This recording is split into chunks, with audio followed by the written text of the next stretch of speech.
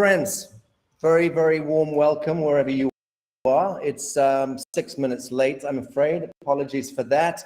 As I mentioned, media drop a little bit earlier. We have a new platform here. It's quite a snazzy one, and it's definitely way over my pay grade. So you'll have to excuse a whole bunch of technical hitch today, but that's just the way we roll here. In point of fact, the more cock-ups we make, the more we live up to our name, Guerrilla News Network. So I've already created a license to fuck up as much as I like.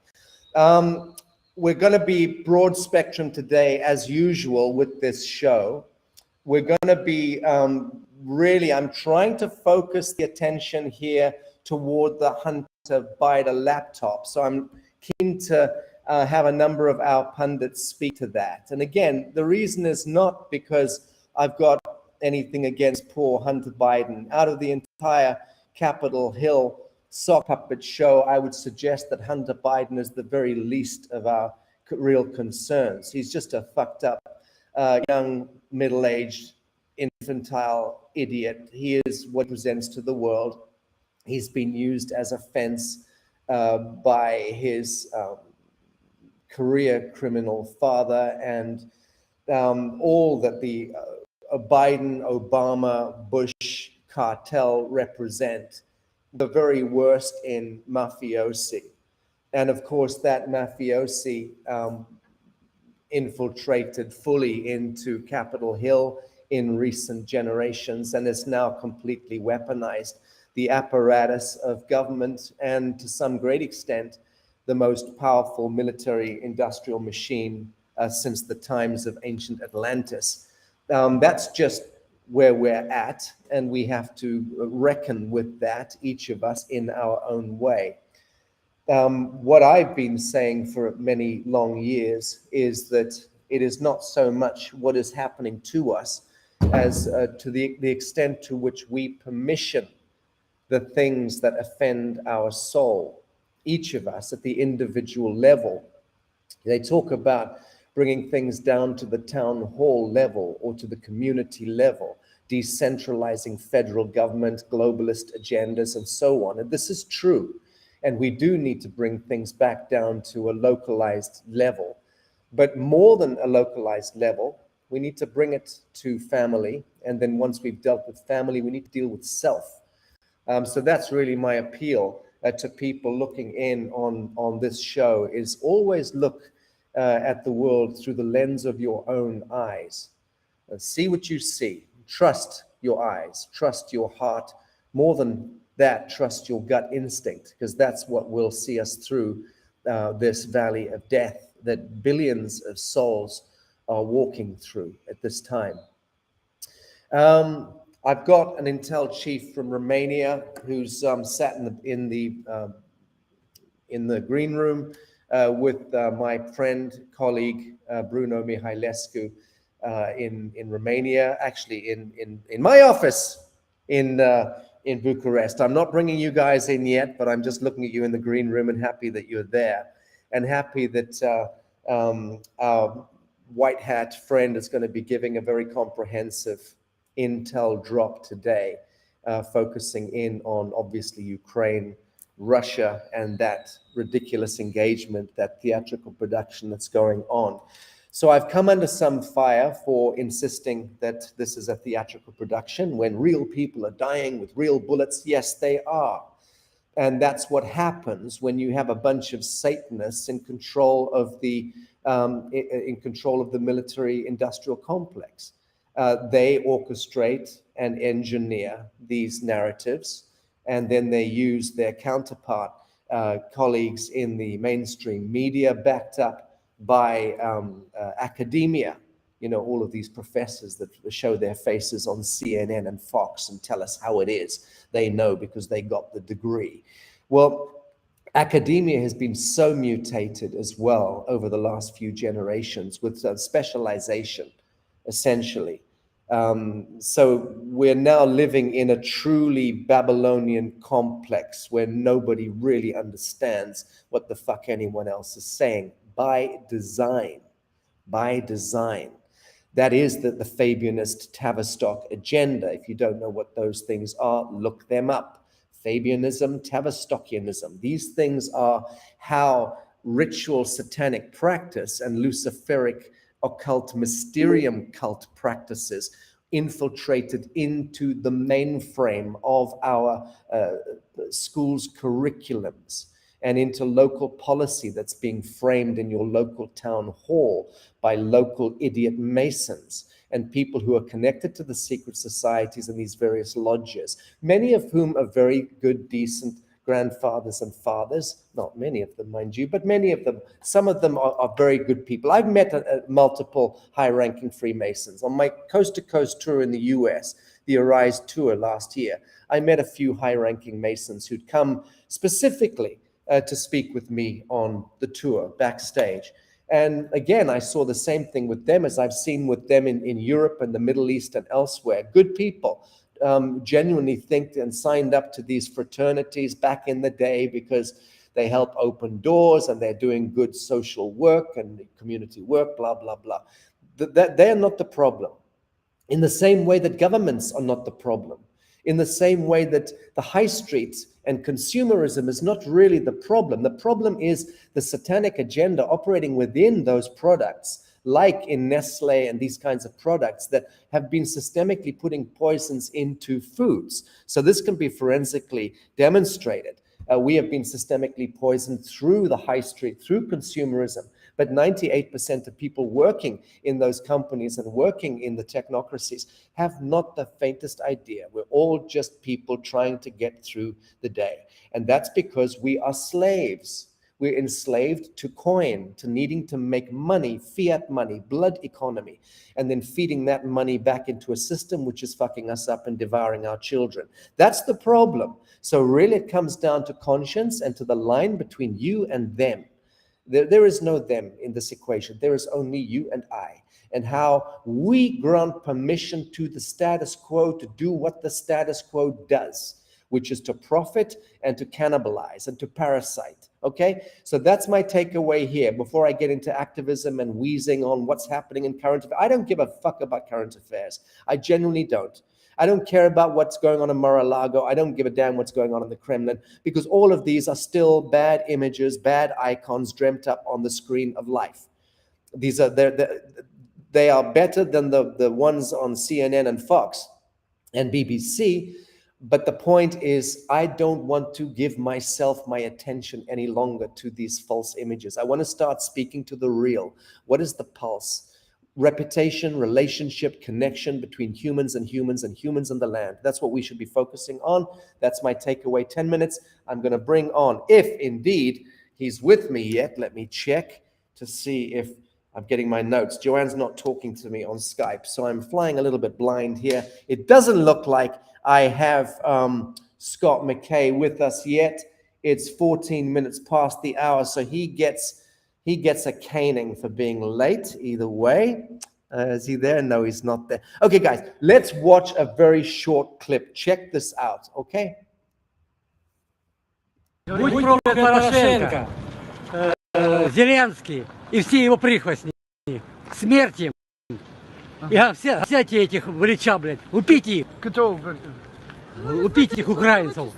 Они нам дома разрушили до такой степени, что пиздец, блядь. Мы снимаем квартиру, разлетелись окна в дребезги. Россия или Украина? Украина, вот в том-то и дело. Вон, сколько домов побито. Это все Украина, все Украина. Если у меня на глазах едет и с грузовика минами обстреливает назад. Едет и кидает прямо вот... Проехал, остановился в светофоре, обстрелял девятиэтажку. Проехал дальше. Украинские, да. Это было 6 марта. ДНР только вот позавчера пришли. ДНР только вот позавчера Вот пришли. посмотрите дома. Это все украинские мины.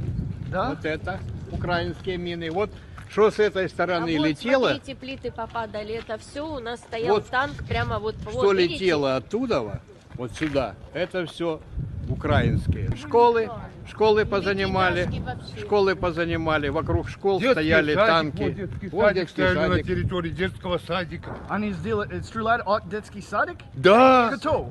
Вот стояли на территории детского садика Кто? танки Украинские украинские. танки стояли на Как это территории. возможно? А вот так.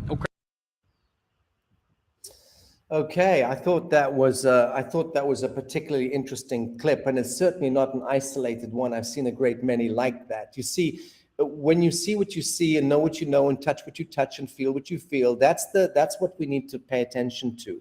Okay, toothless people on the streets of a very poor neighborhood. Those are my people. Those are your people. Those are our people. Those are human beings, not these slick motherfuckers speaking through the very expensive technology of mainstream media.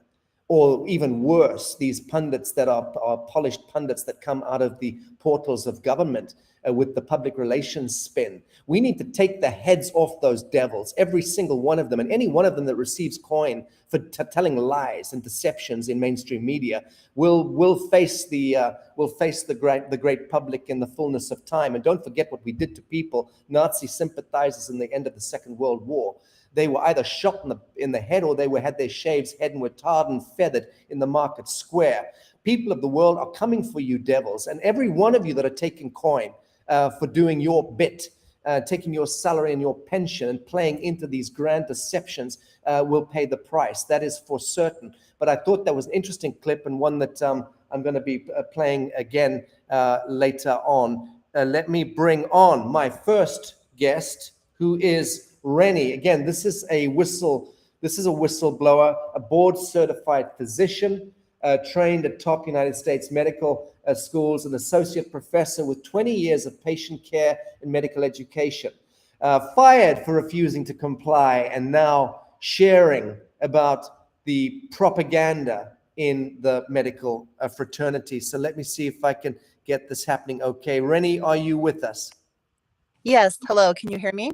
Can, and very happy to welcome you here. Wonderful. Thank you.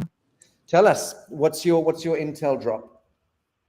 Well, I can talk about any number of things, but I think let me focus for a minute about something that people are aware of, but maybe not to the extent that it's happening. I want to focus on the mental health of our kids. What is happening with our children is terrible. We have seen suicide rates, depression, anxiety, overdoses just astronomically increase in the last, it actually started pre-pandemic, but has absolutely worsened with the social isolation, the masking, the horrible way in which we've treated our nation's children. And I want everyone to really be aware of that. I think it's very important that everyone, and I know we have listeners from around the world, it's happening in your countries as well. Everyone needs to reach out to these kids. They need support. They need help from their communities as we fight this war. Good. Thank you for that. Tell us more about your takeaway as a medical professional. I know we're over 2 years into it, but it would be very, very helpful for many of us if you would give us your takeaway on what COVID-19 is. Well, I think it's clear that it's a man-made bioweapon that has been launched against humanity. From my perspective as a physician, it's really been a nightmare watching this play out. The panic with people, the smoke and mirrors, the not knowing what to do, and then watching one's own colleagues, many of whom I think realize what's happening, but they sit there and they don't fight back. They just roll with the establishment, and they don't ask questions, and they don't critically think.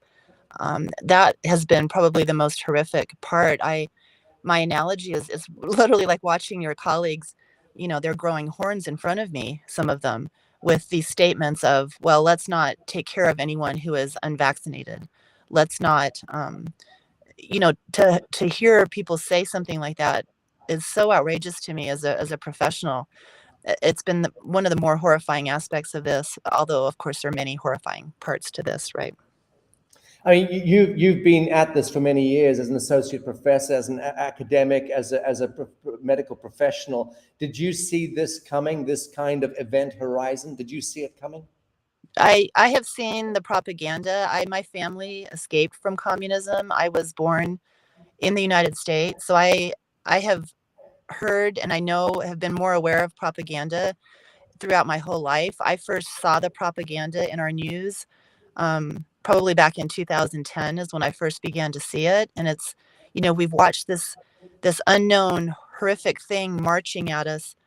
I kind of think of it as marching at us through the fog where we didn't really know what it was. We just knew it wasn't good.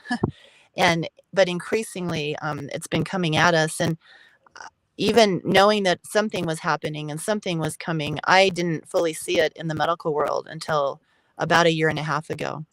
And we are seeing the same propaganda in our medical journals, obviously, that has hit the mainstream media.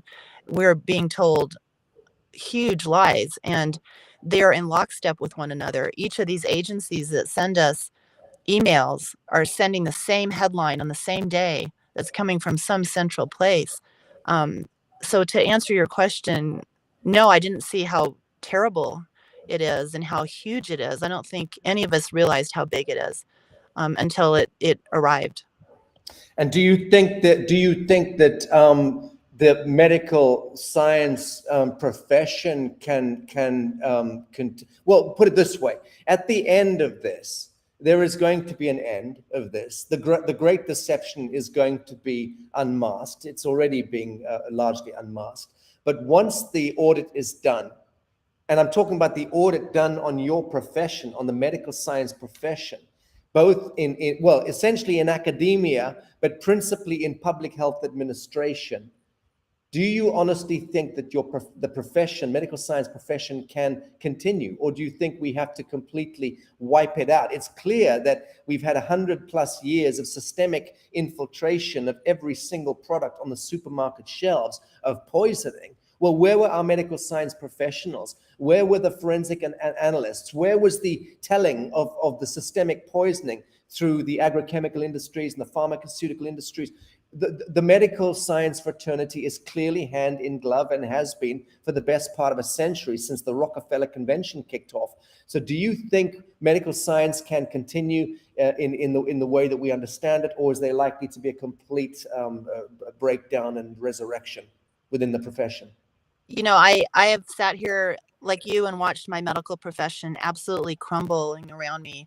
It is so infiltrated from the very top down, and I don't see, obviously we're going to fix this. We have to. This is our world and these are our lives.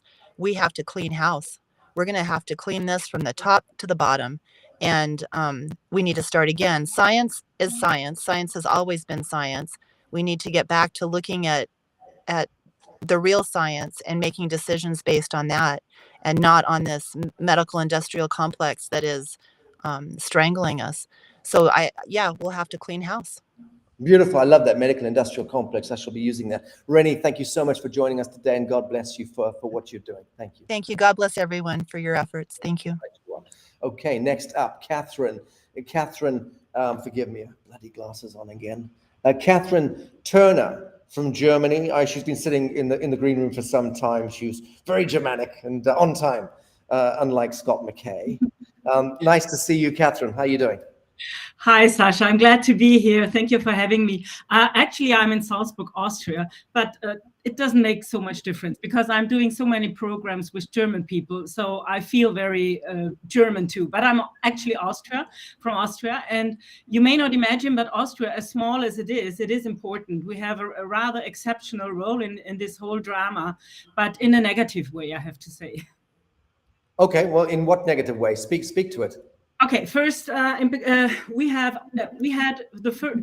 the first country to have all these mask mandates and all these vaccinations, and we are the only country to have a vaccine mandate, so a forced vaccine. Actually, it's a law. They have released it. It's just that they postpone it because it's not legal. I mean, it's against the human rights. So we have a law, but they have it like in petto, like they have it behind. Maybe they show around in autumn or whatever, but at the moment they don't force us. But many people, of course, do the vaccinations just because they know about this law, and they cannot do their job or whatever without their vaccination pass, the green pass. So it's really difficult. I mean, I'm not vaccinated, but it's very difficult to get around. This is the one thing, and we are also the last country not to have released the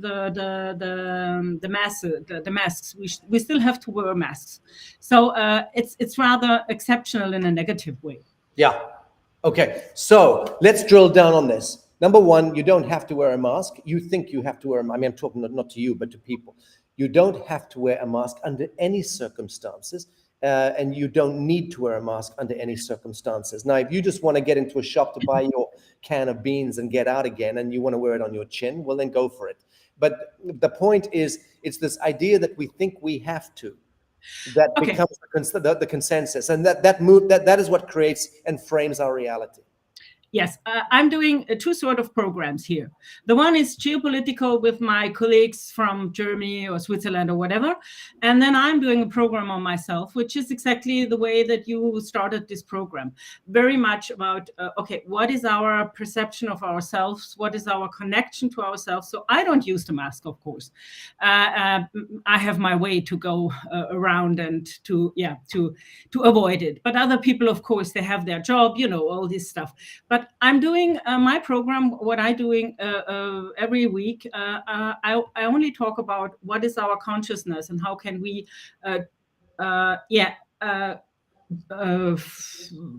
free ourselves by our consciousness. Yes, that's. I think that's the focus. But it's very difficult. I feel in Austria, I could imagine it would be like that in France, in the occupied France, when you had the Nazis occupying the country, and you always had to have your pass, your paper to pass, and you never know when you are whenever somebody stops you and asks you for your paper, you know, and then you have all these collaborators, because the people on the street, when you go out wherever you are, you have the feeling that all the people are collaborating with this Nazis, with this occupied country. I feel we have the fifth chancellor who is not democratic chosen. We had a putsch here. I mean, you can say so. We had a very good government, and they kicked it out. And since then, we have 5 chancellors, and one is worse than the other. And they just impose things on us, and all the people say, okay. And yeah, we had demonstrations on the street, but that was because of the vaccination mandate. Then people went out on the street. But now with the conflict, Ukraine, Russia, they are again brainwashed. What you showed before, I know all these videos from the Ukraine, I know them, but the people here, they just read the newspaper, and they just say, okay, Russia is bad, and they have their focus. Okay. Well, yeah.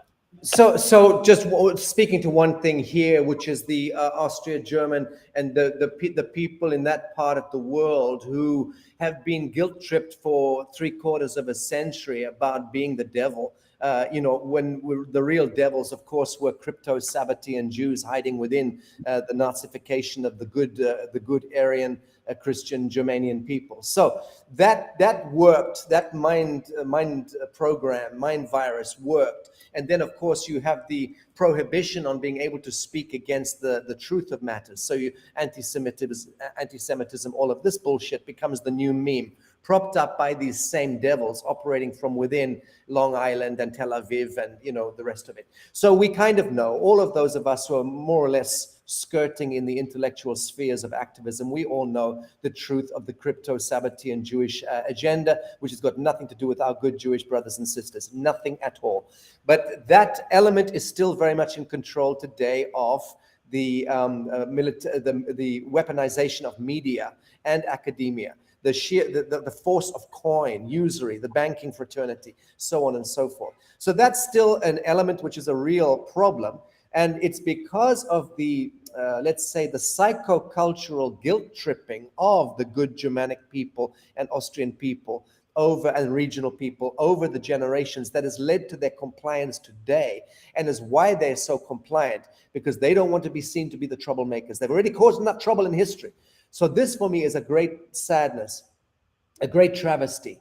And I pray to the living God that there will be a flame in the heart, the collective heart of our brothers and sisters in your part of the world, and the outrage that should definitely come with how you people have been culturally engineered into subservience. Oh yes, you put the finger on it very, very well. Because in Germany, it's still worse than in Austria. I mean, it's terrible in Austria, but it's still worse in Germany. But there you have the people from the DDR, from the East, and they know they had suffered from this, and so they are very, very. They know when they are being tricked, and they don't trust the media. So I have very good connections to the people from the former Eastern Germany, and they are very awake. They know how the government is putting them around. But here in Austria, I mean, you know that Hitler, Trotsky, Tito, Freud, and Stalin, they have lived together in Vienna before World War I. So it's all mixed, and they all always meet in Austria. It's like a polk of Satanism. And it's very important. It's a play card. It was a play card after the World War II. And now I get the impression that the Ukrainian is a little bit like Austria is the blueprint for Ukraine. They are asking for neutrality in Ukraine, and we had the same question here in Austria. Very good. Catherine, I'm really delighted to make your acquaintance today. Thank you for joining us. Thank you. Goodbye, Sasha. God bless you.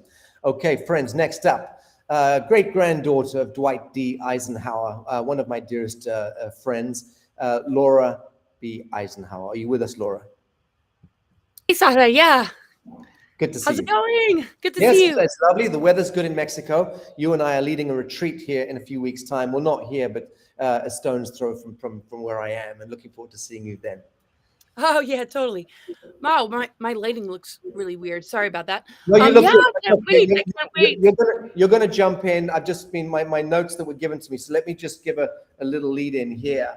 I need to ask you about the pseudo law about vax mandate. Another question, the contract between Austria and Moscow for the 50s that got them tied to the Ukraine situation. And given that your great-grandfather was the very first man to blow the whistle on the pending deep state and the military-industrial complex, I think genetically you're qualified to answer the questions.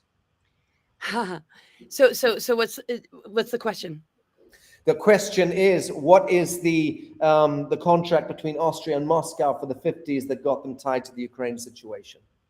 What's the contract? Okay, fuck that. This is Joanne sent me a daft question through that was supposed to be from you. Ask you about the pseudo law about vax mandate, or is that wrong? Yeah, question, no, this is classic Joanne. I love you, Joanne, but don't ever do that again. She put the wrong questions above your name. Questions for Laura. Have her go next. What is the astrology reveal in connection with Russia, Ukraine? But if you want to go and wax lyrical on those other questions, feel free. Yeah, I don't know if I could answer those other questions. I'd have to prepare a little bit. But yeah, I mean, there's such a concentration of energies going on in this particular region of the world that very much correlates with the Uranus square Saturn. And Uranus is the planet of sovereignty, liberation, and freedom. And when there's a square aspect to a planet, it means there's friction and conflict. So Saturn, the lower octave of Saturn is tyranny, control, deep state stuff, you know, everything that we've been dealing with for thousands of years in our human history of, you know, just like this New World Order agenda, all this mandate stuff, all the narratives, all the stuff about Biden and the Ukraine and like all this kind of, okay, what's going on there? So this power struggle is just like really concentrated in this region of like pushing this kind of war like psyop almost to create this ultimate breakthrough for humanity. And because there's such a predominance of Neptune Pisces energy with Jupiter in Pisces, Neptune and Pisces conjunct each other, it's very, very difficult for people to know what to think. Like when you hear the news, it's like, what's really going on? You know, we see the false narratives and the propaganda of like, you know, Russia bad, you know, Russia this or that. And then you have the deeper kind of alternative platforms and news really helping us to understand what's really going on and what's happening in the Ukraine. And it's very much this Uranus square Saturn. So the Piscean Neptune part of it is just not knowing what to think, not knowing what to believe. What are your belief systems? What are you attaching yourself to as far as narratives or timelines are concerned? And so it's very, very difficult for people right now to know like what to do. Same with the pandemic COVID stuff. Just it's just like we're opening up to this vastness on a multidimensional level. Where we are really writing the script for ourselves. How are we co-creating our future? You know, what are we going to decide that we stand for or like, you know, believe, because that's going to become our reality. Everybody has a different perspective, but when we hold a consistent perspective long enough, that becomes our reality. And so bifurcation of timelines and just kind of the splitting of, you know, just like all these different things is like, we're at this like major like point where it's like, we're determining like what our future holds. Well, And look, drill down for me into Zelensky, into Putin. Let's draw it down to there, because really that's what's going on. That's really what's happening. Those are the forces and the dynamics that are of serious consequence to the planet. Zelensky, who the fuck is this creature? And Putin, we more or less know, but please riff on that. yeah, I you know, it's just like it's a showdown of forces right now. And I just feel that anybody who is really looking out for the good of humanity has the upper hand, because spirit is involved, Mother Earth is involved, and that's the greater force that's going to knock out anything that's trying to compromise us or keep us in this sort of new world order, like in tyranny. And so Uranus Saturn is that sort of like aspect that we're dealing with, and the plutonic energies of this greater transformation, that these characters are just kind of like on the world stage, kind of like duking it out, kind of like, you know, to see who's gonna, you know, claim victory. But always the light wins, and you know, this greater like thing is emerging out of all of it to knock out just the Khazaran mafia, the deep state cabal, and all their different tactics that are concentrated in these particular areas of the world, with these particular figures embodying you know, just sort of like the particular piece on the chessboard. And I have no doubt that the override frequency is going to crumble all the stuff. And so the fake news and all the facades that they're presenting to the people is just to cover up as best as they can, like what's really happening on a deeper level. We get that. We get that. And you're absolutely bang on. But let's talk about the themes that are dreamt up on the screen of life. Right now, Nazification, National Socialism. That's what, you know, the etymology of Nazi comes from, National Socialism and from Ashkenazi. So there's that as a broad theme. There's liberal intellectualism and what's going on there. There's kind of breakdown, the sort of psycho-intellectual breakdown that's going on within academia and within the chattering classes on east and west coast of America epitomize that, and the gentry in Geneva and Rome and London. So all of those imbecile class of liberal intellectuals who have actually been the enablers of the satanic status quo for at least the last century. But they represent an aspect of each of us. Anthony Fauci represents an aspect. These psychopaths that have taken control and command central of the public health administration and of global policy making. These deviants also represent unresolved archetypes within you and me and each of us. So let's talk about that. Let's talk about what does it take to stop identifying with these abhorrent icons that are in the field, constantly regurgitating it as a theme. How do we reclaim to me here in the now, disidentify, disconnect, and start to resurrect? Talk about that. Well, we win the war on consciousness from within. We can only claim victory by doing that inner work and understanding that this is something that on a micro level we have to achieve within ourselves. Every archetype, everything connected to even Lucifer, God, the devil. I mean, all these different characters and just what we're seeing externally. You know, we're not at the mercy of it. You know, we have to like look from within and harmonize these different aspects within ourselves so that we can generate a frequency that can begin to impact the collective consciousness in a positive way. Instead of like looking and watching, we need to realize that we're co-creating, and we're either enabling a dark future that we don't want, or we are generating a beautiful dream and vision to manifest, because we've taken our power back, and we're not waiting for saviors, or just like looking outside of ourselves all the time. It's like whatever outer war is going on, we have to face within ourselves to win. There you go. That's beautiful. Thank you. You're a true soothsayer. And it's rather like back in the day. Let's speak to the Jewish fraternity and their great prophet Moses when he came off the Mount Sinai. I've been there, remarkable place, I have to say. And he saw them worshiping at the golden calf. And that, of course, was idolatry, worshiping false light, idols. That was the problem at that time. And then comes the Master Yeshua, Jesus, and overthrows the moneylenders' tables, and also apprehends his followers, his disciples, for idolatry, and warns against idolatry, identification with false light images. That's what it is. That's what it means. And move on to Prophet Muhammad, peace upon him, who also went in and trashed the Kaaba. First knocked down the Banat Allah, the stones in the desert that the kind of bandit merchant class at that time in the Levant were all worshipping stones in the desert. He hit that on the head, and then moved into the Kaaba in Mecca, that great big asteroid, and trashed the idols as well. People forget this about the Prophet Muhammad, peace upon him. He did exactly what Jesus did, exactly what Moses did. So there you have it, the trifecta of the three biggest prophets in our story. And they all were unified on the same principle. Stop idolizing. Stop the idolatry. Stop placing your attention on false light and then worshiping false light. Today we worship fucking Elon Musk. Today we worship CNN and Fox and BBC. Today we worship governments. We worship a imbecile in a camouflage t-shirt called Zelensky right now. How perverse is that? Speak about that for a moment. Yeah, the whole false light thing. I mean, this is what needs to happen. It's like, in order to really get to the divine light, we have to go through sort of the hell realms, the underworld, and go into the dark night of the soul, so that we can find that inner light, that light of wisdom that can guide us through the darkness and all the madness and all the mazes and the labyrinths.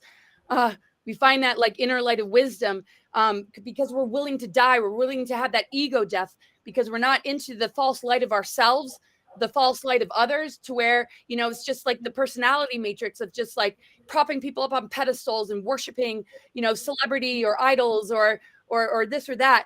Is about like really like, letting all that die and like being reborn, that metamorphosis, like our retreat, and just like rising like the phoenix and just being whole and being sovereign, and just like knowing that like in humility we can connect to source energy and be in unity consciousness and see each other on a soul-centered level, instead of raising people up and worshiping them and then knocking them down, or doing that to ourselves in our everyday life and in our relationships. It's just like, beautiful. It's a harmonizing kind of like integration process, polarity integration, alchemy, and blossoming in a beautiful way, so that we can just live in harmony and love each other in the right way, and recognize that spirit, God, source, and Mother Earth, tree of life, divine template, we can all embody without all this false light, like stuff. Very good.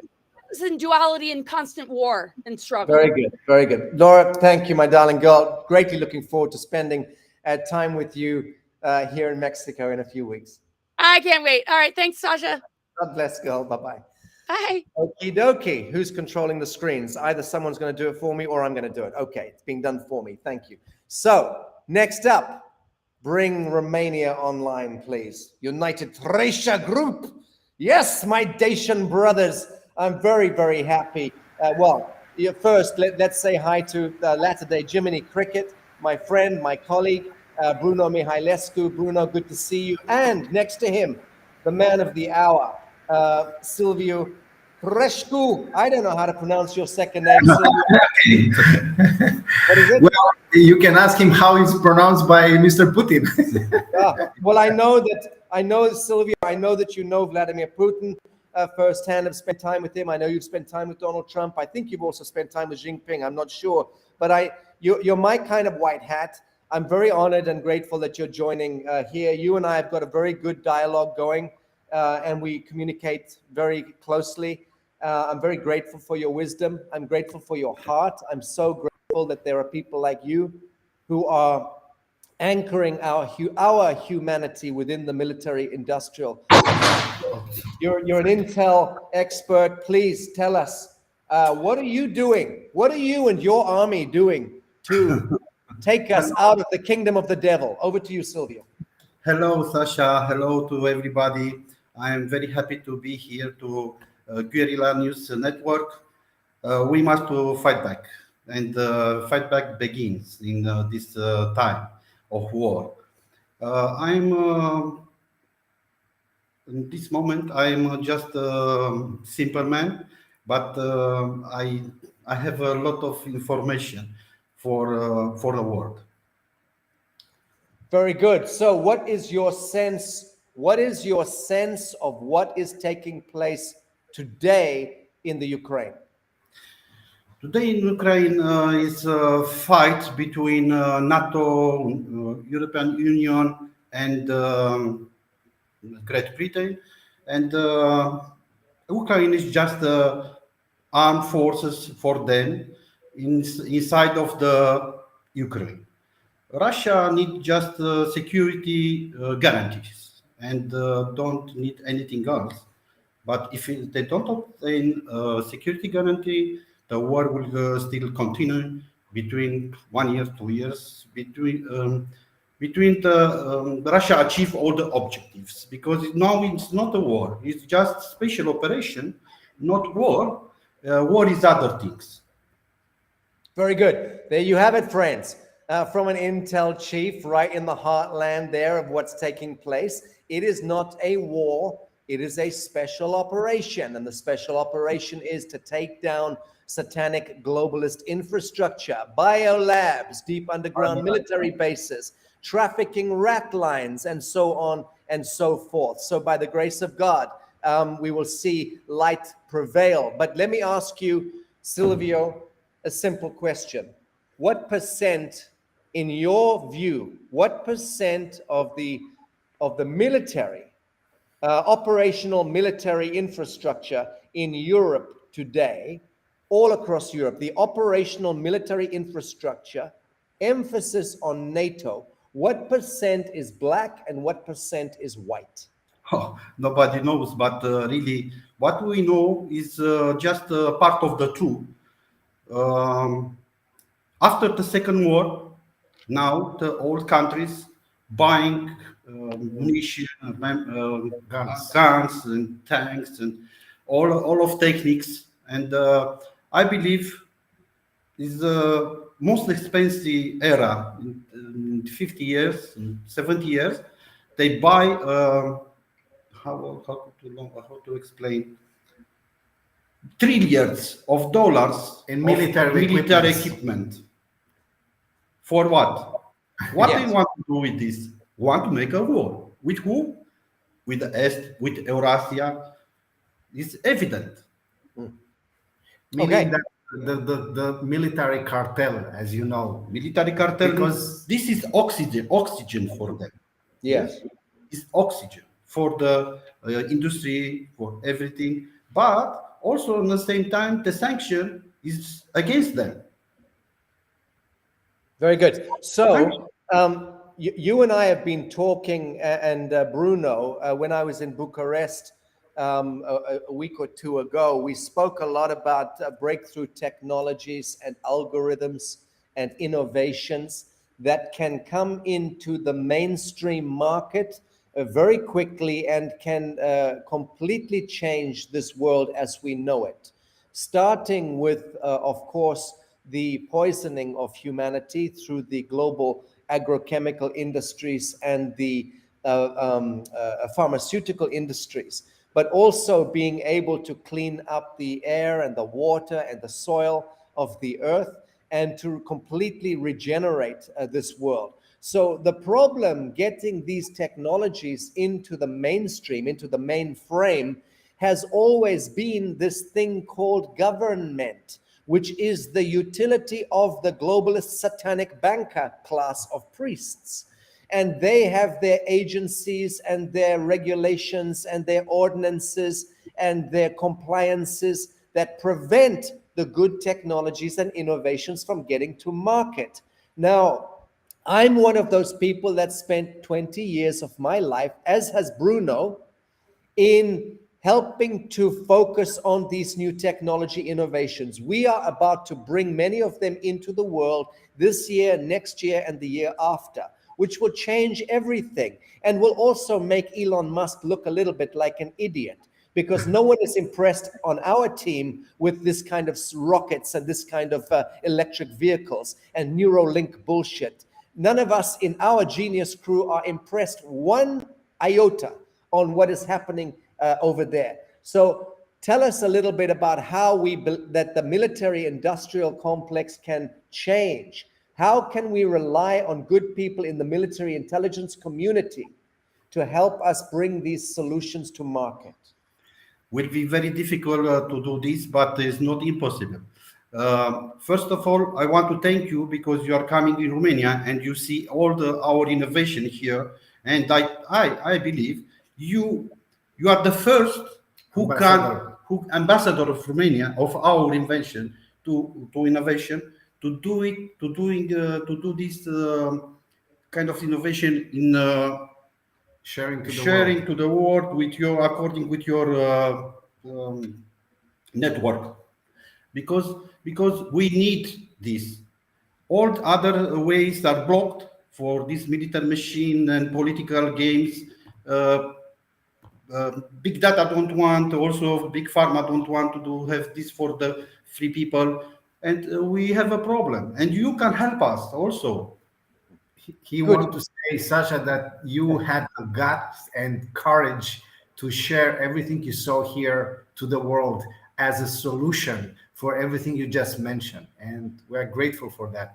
Well, that's very kind, Bruno, but I'm the one who's grateful to you guys. I've met mathematicians and physicists and clairvoyants and military chiefs and intel chiefs in Romania. I am so impressed with the level of heart that I've met there, and I'm very thrilled that I'm playing a small role in bringing, actually it's not a small role, it's a big role, in bringing these technologies to the world.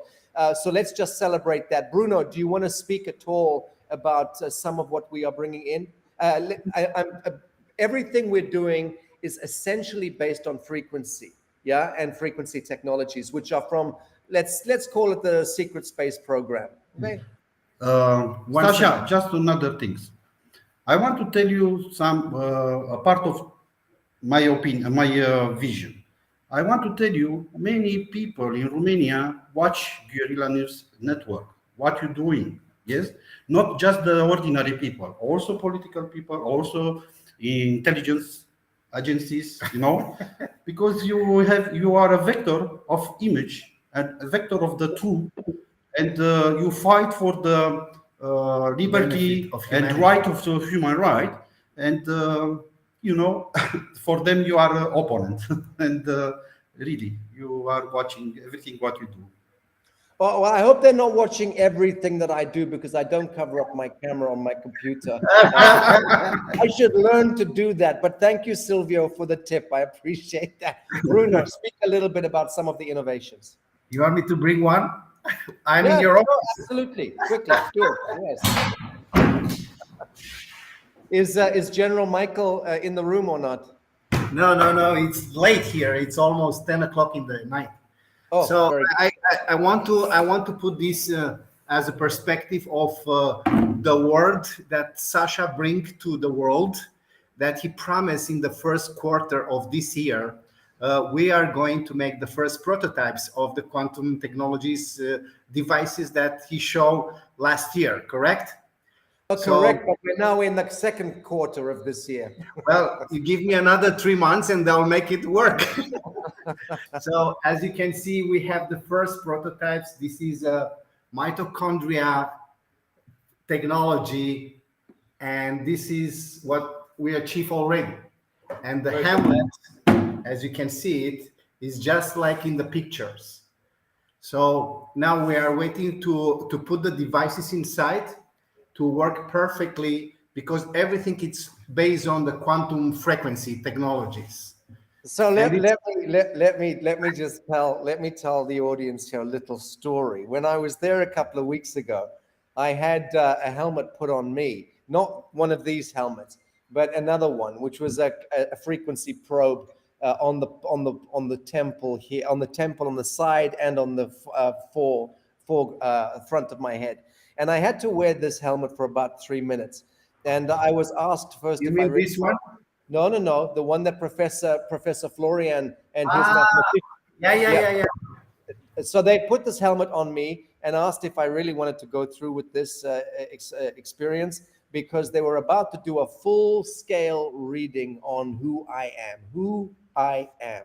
They had the capacity in 3 minutes to reveal me completely naked. And there were about 15 people in the boardroom.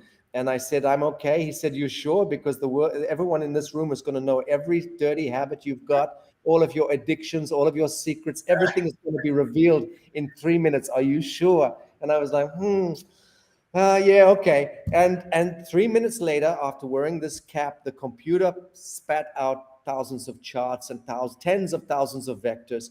And there we have it. So my nature, my character, my everything was completely stripped naked. Wow. Now, let me explain to you guys. This is connected to Professor Florian's algorithm that we are also taking into the mainstream, into the mainframe. Probably there'll be more next year and the year after. But let me explain to you folks. This algorithm is able to do a frequency reading of you and your, it's kind of like electrographic in a sense, but a lot more advanced. And it can tell everything about you more, and it can also tell if you are capable or not to become a judge, to become a policeman, to become a doctor. It will tell you absolutely 1000% accuracy if this moron who is applying to become a security officer or whatever, or an intelligence chief, is equal to this task. It can essentially tell if you're a shape-shifting Draco-reptilian lizard or if you're a good human, okay, in simple terms. And this algorithm can ultimately be deployed even for things like the electoral, for voting, where people could walk into a telephone booth on the way into the voting. And the booth will be able to tell us if that person is commensurate, if they are able to vote, if they have any morality whatsoever. All of this can be completely stripped and revealed. So we're getting to a point, and this is my takeaway, friends. We're getting to a point where the correct use of AI, the correct use of artificial intelligence and supercomputation can, shall, and will take us into a beautiful new Earth horizon, because it can see into the dark, it can see behind the veil. That's a beautiful thing. How about that for an application of computers and AI? Actually, that is a psychological program which detect your DNA. So it scan everything up to your DNA, and like you mentioned, it's go everywhere. So in this way, we can form this with this device to be legit for any institution on the planet. Yes, it's unique in the world. It's unique in the world. And the good news is that we are putting a project, which I will just share with you, Sasha. We are creating an institution, which is a government private institution, which will control all the government institutions, including services, military, everyone. So each one from our team, like 2,000 people, will be tested with this device. So we will know that we hired the good people, and we will oblige by law that every institution in the government will be controlled by this organization that we are Wow. This is just so beautiful. So anyone taking an oath, public oath keepers, anyone in public office, anyone representing the Commonwealth or the good people of the soil have to be held absolutely accountable for their for their morality. Yes? Exactly. And we need a tribunal if you can help us. Well, we've been discussing that. Yes, indeed. We'll speak more of that later. But Silviu, Creșcu, any final comments before we sign off? I'm for the first time here with you by online, and next time I will be more open more to discuss, open to discuss more things. Yes. I know, I understand that you first needed to come in gently, so I appreciate that greatly. Looking forward to the next time, Silvio. Thank you so much. Bruno, thank you, brother, for joining us from Romania. Thank you for everything, Sasha. Okay, God bless. Well, boom, boom, boom. No. I was doing that. Sorry, folks. I'm taking you off again. Okay. Next up, as I said in my media drop earlier, and I hope she's squirming, my favorite pinup, Anne van der Steel. Good to see you. Okay, you need to unmute your microphone.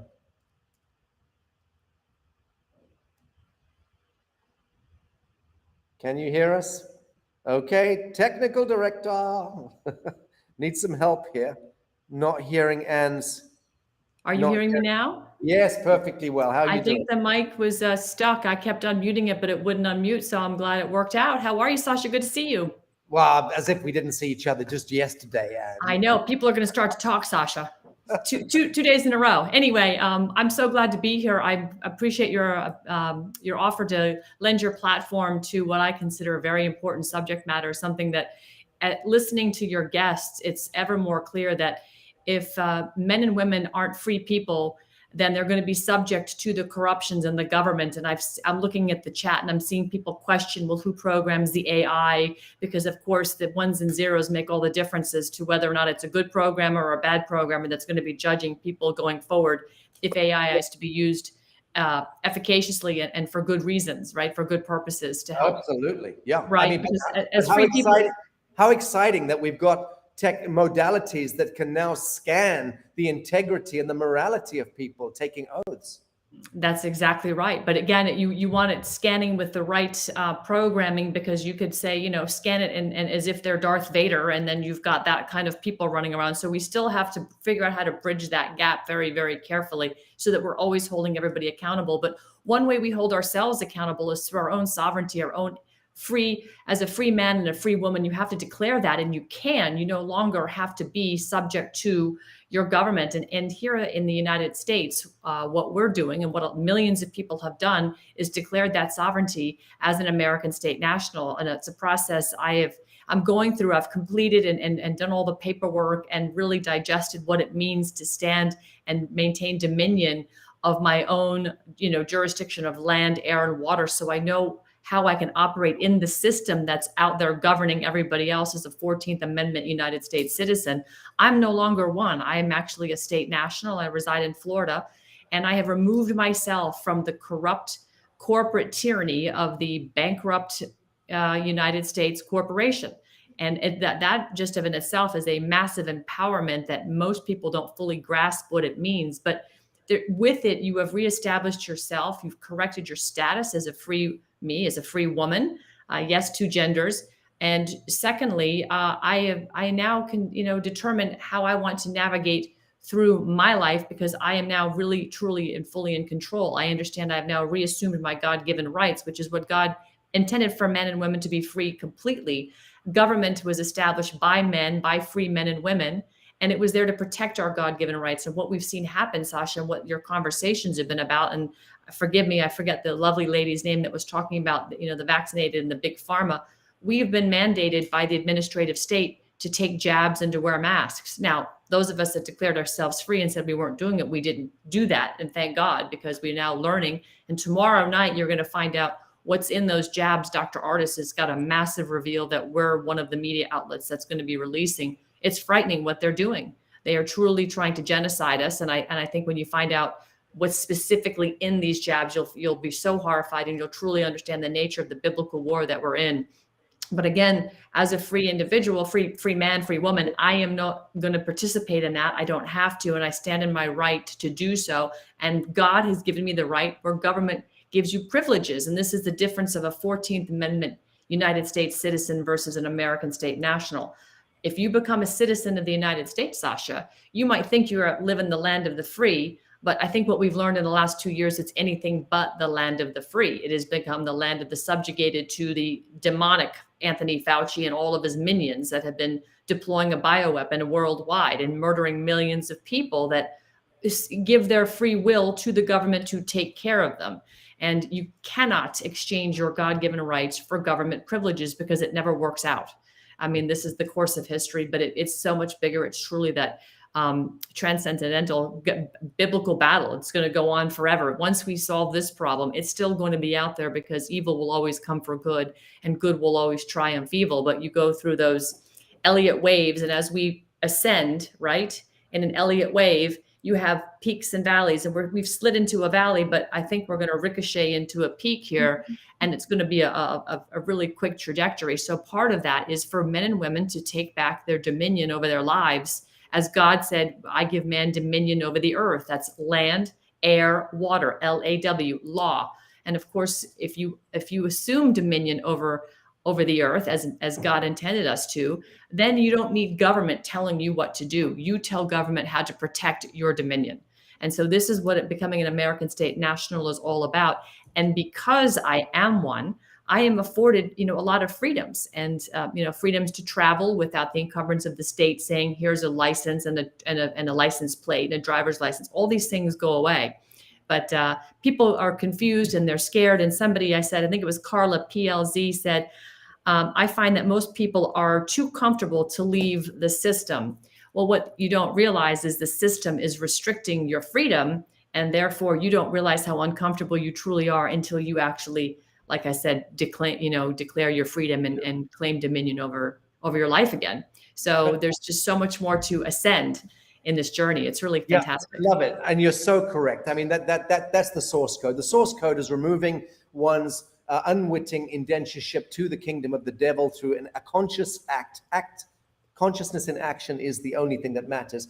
And once you consciously remove that indentureship, everything changes. I mean, I've just this last week been speaking to / counseling a remarkable being who I've met, who comes from the most powerful family on the face of the earth. That's all I'm going to say.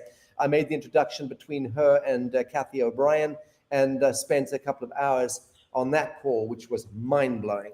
But listening to that individual who is a whistleblower who will be going public in the days ahead, in the weeks ahead, in her own way, in her own time, she was explaining to me about the satanic ritualistic aspect of casting the spells from within the most powerful family on the face of the earth. And I'll leave people guessing who that is.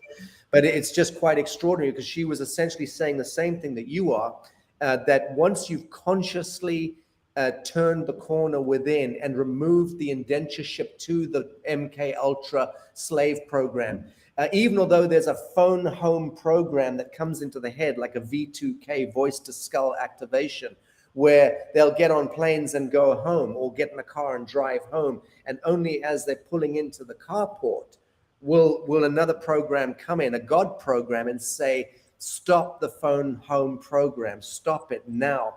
And then they wake up out of this dream spell and can get the hell out because they've been programmed to return home, to return to the captor, to return to the witch's nest. That stuff, government in that sense is the witch's nest. It's a colossal dream spell, which has indentured hundreds of millions of souls, billions of souls through stealth, through the indentureship to the registrations, the licensing, all of that stuff over millennia. So thank you so much for speaking to that critical element. Please, whilst I got you, Hunter Biden, the Achilles heel of the Biden, Obama, Clinton, Bush crime cartel. It has to be the Achilles heel. Speak to Hunter Biden's laptop. Well, there's certain things I won't speak to because it gets you thrown in jail, and so we're not even going to talk about the true Achilles heel, which is the kiddie porn, the child porn, and just the most salacious material you can believe on there. But frankly, that is ground central. That is the ground zero for this nuclear mushroom that includes, you name the scandal over the years, it is in that laptop. You can look up Iran-Contra, you can look up Benghazi, Fast and Furious. and on. Of course, Ukraine, Uranium One, it's all in there. Burisma, everything you can think of is in there. And their dirty fingerprints are all over it with very open communications, whether it's text messages or emails or whatever, cables, etc. Here's the part that's very interesting. And you have to ask yourself these questions because you've seen recently a computer store, the gentleman who claims to have had the laptop delivered to his computer store, it was water damaged, and that he came on yesterday on Newsmax of all places, which truly as of late has been shown to be less than honorable in terms of being very, very down the middle. And that's sad to say because I like some of the people over at Newsmax. But anyhow, he went on there yesterday claiming he had only 350 gigabytes of data. So he uploaded that onto a solid state hard drives. Well, Jack Maxey, who I've had on, including Mike Tremarco, Patrick Byrne, and Tuesday I've got Kash Patel on. The three gentlemen besides Kash who I've spoken to all said those hard drives were not solid state. They were the spinning kind, and those break because they have moving parts inside of them. And because they went to Rudy Giuliani's office, where multiple copies were made, those hard drives kept breaking because Rudy, didn't understand the technical. You got to be delicate with these things. So there, Jack Maxey, who I was on the phone with and interviewed with quite extensively, has recovered information that he claims is even more. So you have to ask yourself, do they really want this to be truthful? Do they want that guy to release this information from the Delaware computer store because they knew it was going to get out, because perhaps the Chinese were the ones that originally gathered all this data? If you look at how the data has been packaged, it's very neatly packaged between cell phone text messages, emails, cables, etc. Is Hunter Biden organized like that, judging by the pictures you've seen of what little we've seen that you can actually post on the internet and not get arrested for? I doubt it. So this is my theory. I'm going to put this out as a theory. I believe that the Chinese had gotten access to his information because, of course, he was going back and forth on Air Force 2. They hacked in there. They got access to his cloud, everything. They downloaded everything, put it all neat and organized, sent it to Hunter and said, now hear us. We own you.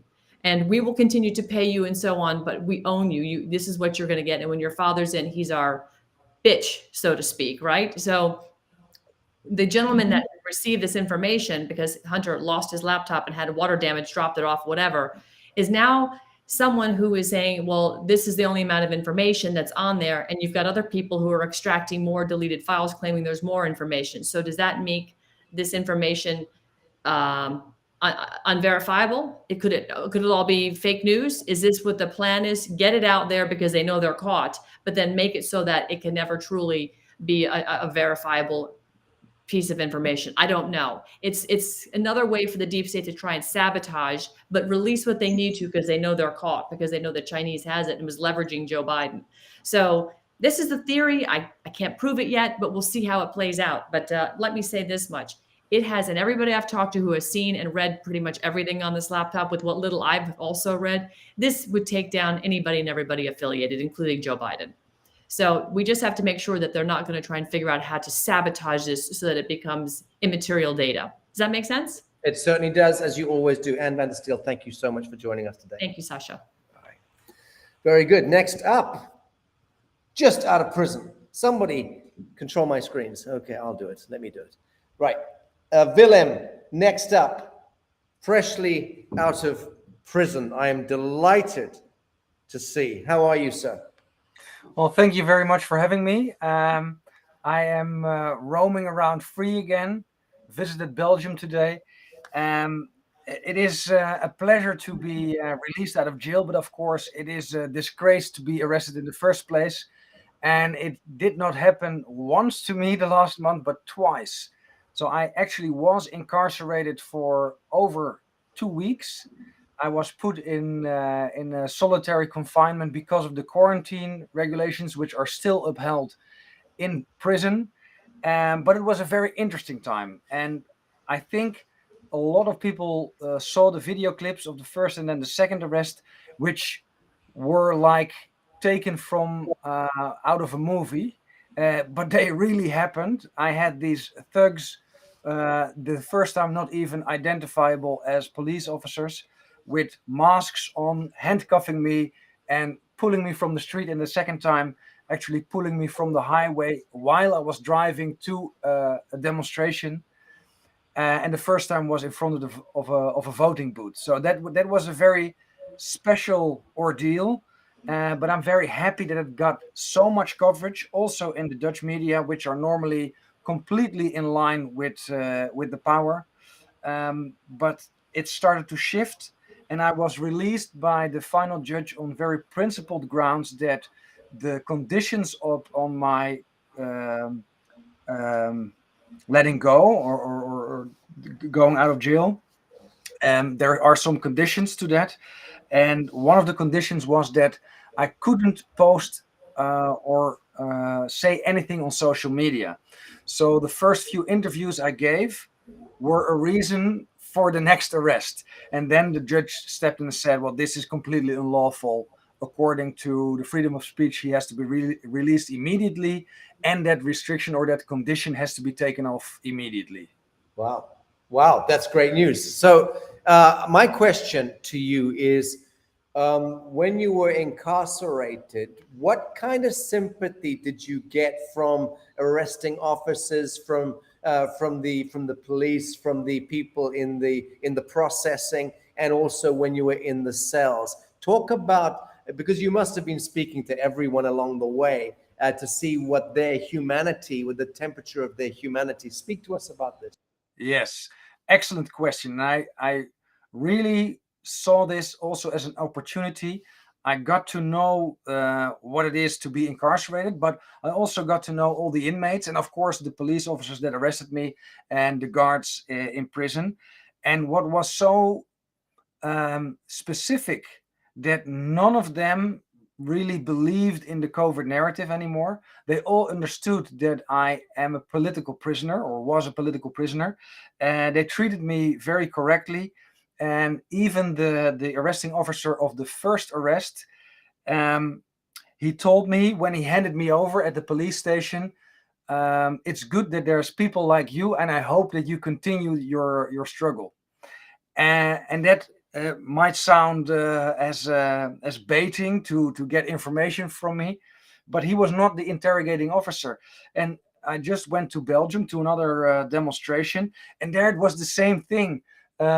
Police officers that were facilitating the demonstration, raising their thumbs and saying, keep going. So I think we are very close to that critical point where the personnel that has to carry out these clearly illegitimate, politically driven commands, they don't believe it anymore. They are still going through the motion only because they don't want to lose their job.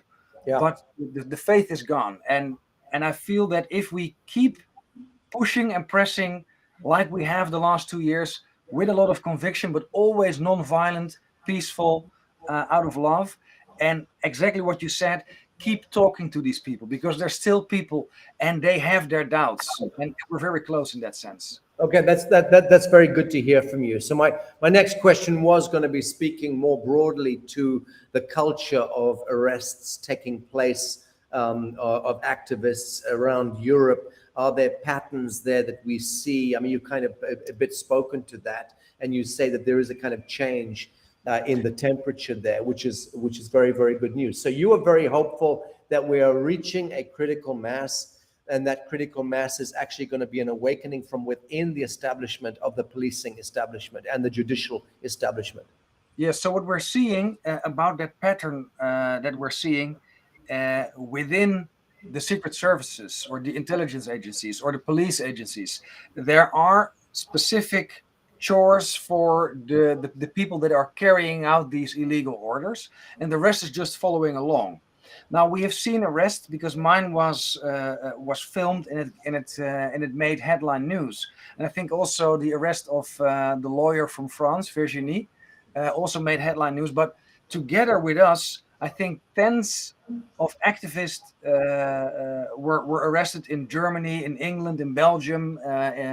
So what we're seeing is the next phase of this totalitarian system, and because it's not complete yet, the public prosecutors are testing the water. Can they get away with it? Can they just round up people, kidnap them from the street. And two groups are specifically targeted in this case. It's the organizers of the demonstrations and the people, the citizen or the civil journalist that are taking their phones and making videos, having a following on social media, because the charges are always the same. It's sedition or incitement or being part of a terrorist group. Very vague charges that are to be proven just by what you post on social media. So those patterns are clearly there. And then on the other side, we also see the police apparatus, so the bigger organization losing faith in its leadership. Okay, which is the good bit. That's the bit that excites me. You may have been on earlier when I had one of our intel chiefs from Eastern Europe also speaking to the same thing. He was a little bit guarded in the information he's going to be disclosing because it's his first appearance on Guerrilla News, but he's going to be helping to divest more and more intelligence drops through our network coming up. And he was speaking to the same thing, that there is a change of heart, a change of season yes. within the military complex, which is fantastic news for all of us. So what we've actually seen, the real reason and timing for my arrest was these broadcasts about this system. We have actually identified a few people of the deep state, as you can call it. And because we called them in another hearing, we had a court case about the right to demonstrate, and we called the mayor, the public prosecutor, and the commissioner, the head commissioner of the Hague, of the police force there. And exactly that day, the warrant for my arrest was given. And I think that's not a coincidence. If we look at the players, if I look at charges of other whistleblowers or journalists, we see the same names popping up. This is not a very big group. It's quite a small group which are actually carrying out these illegal arrests and these slanderous and accusations and charges. Very good. So let's also quickly speak about the Dutch crown and the historical role that it's played in creating this satanic status quo. Again, I just turn to the audience for a moment. I'm sorry I keep using the word satanic, but after so many years of being deeply immersed in this kind of this subject matter, in activism and in speaking to leadership around the world, it is actually the appropriate word. It's not a throwaway word. When I say satanic, I mean satanic, as in devil worshipping, blood drinking, adrenal chrome harvesting, because that is the atom seed of the diabolical basement that is within the basement of the so-called deep state or the military-industrial complex. But the crowns of Europe have played historically the vital role and continue to this day to do so. So when you see that, oh, they have disempowered the Swedish crown and the Norwegian crown, and they've become more egalitarian and populist, and oh, look, the Queen is walking amongst the commoners and driving a car in the street. This is all fucking theater. This is all designed to use these icons to humanize the crowns. And that's just public relations.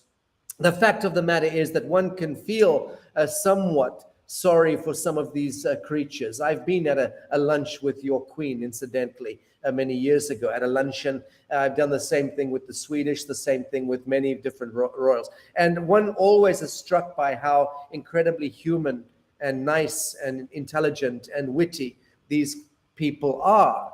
And invariably they are good humans trapped in diabolical systems. And or they are shape-shifting reptiles. I really can't speak to that myself because my eyes never actually saw it happen. But the fact of the matter is that they are very controlled icons and they don't have much power. They can also be thrown under a bus or executed or assassinated with impunity.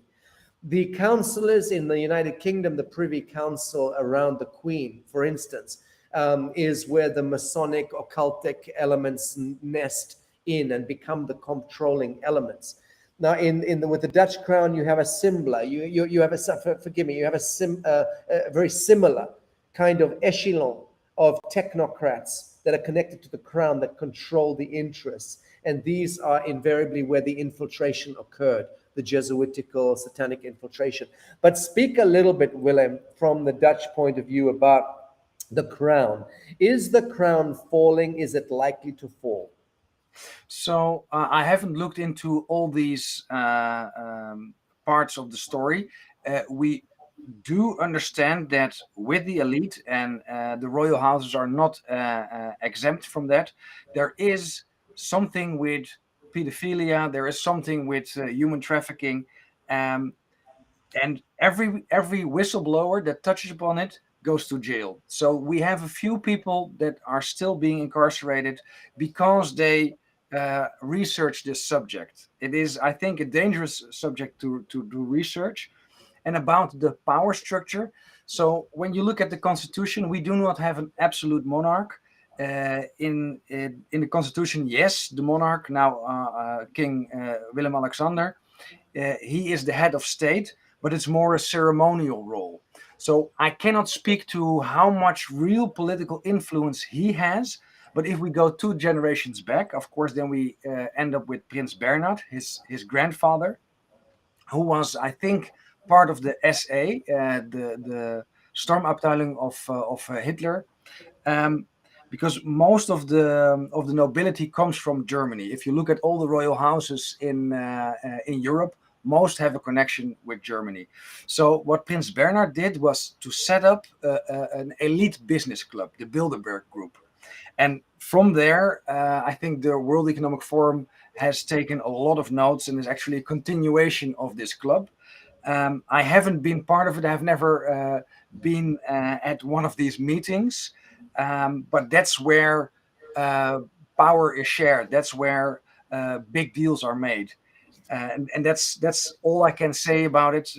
Our focus is more on the human rights aspects, but it is clear that there is a bombshell there. There is something that a lot of people are scared of pulling the lid off. And the previous speaker was mentioning the laptop of Hunter Biden. I think this has been going on for ages, making sure that the people that you share power with, you have leverage over, because you have something so damning that if it comes out, they have to resign or be banished from society as a whole.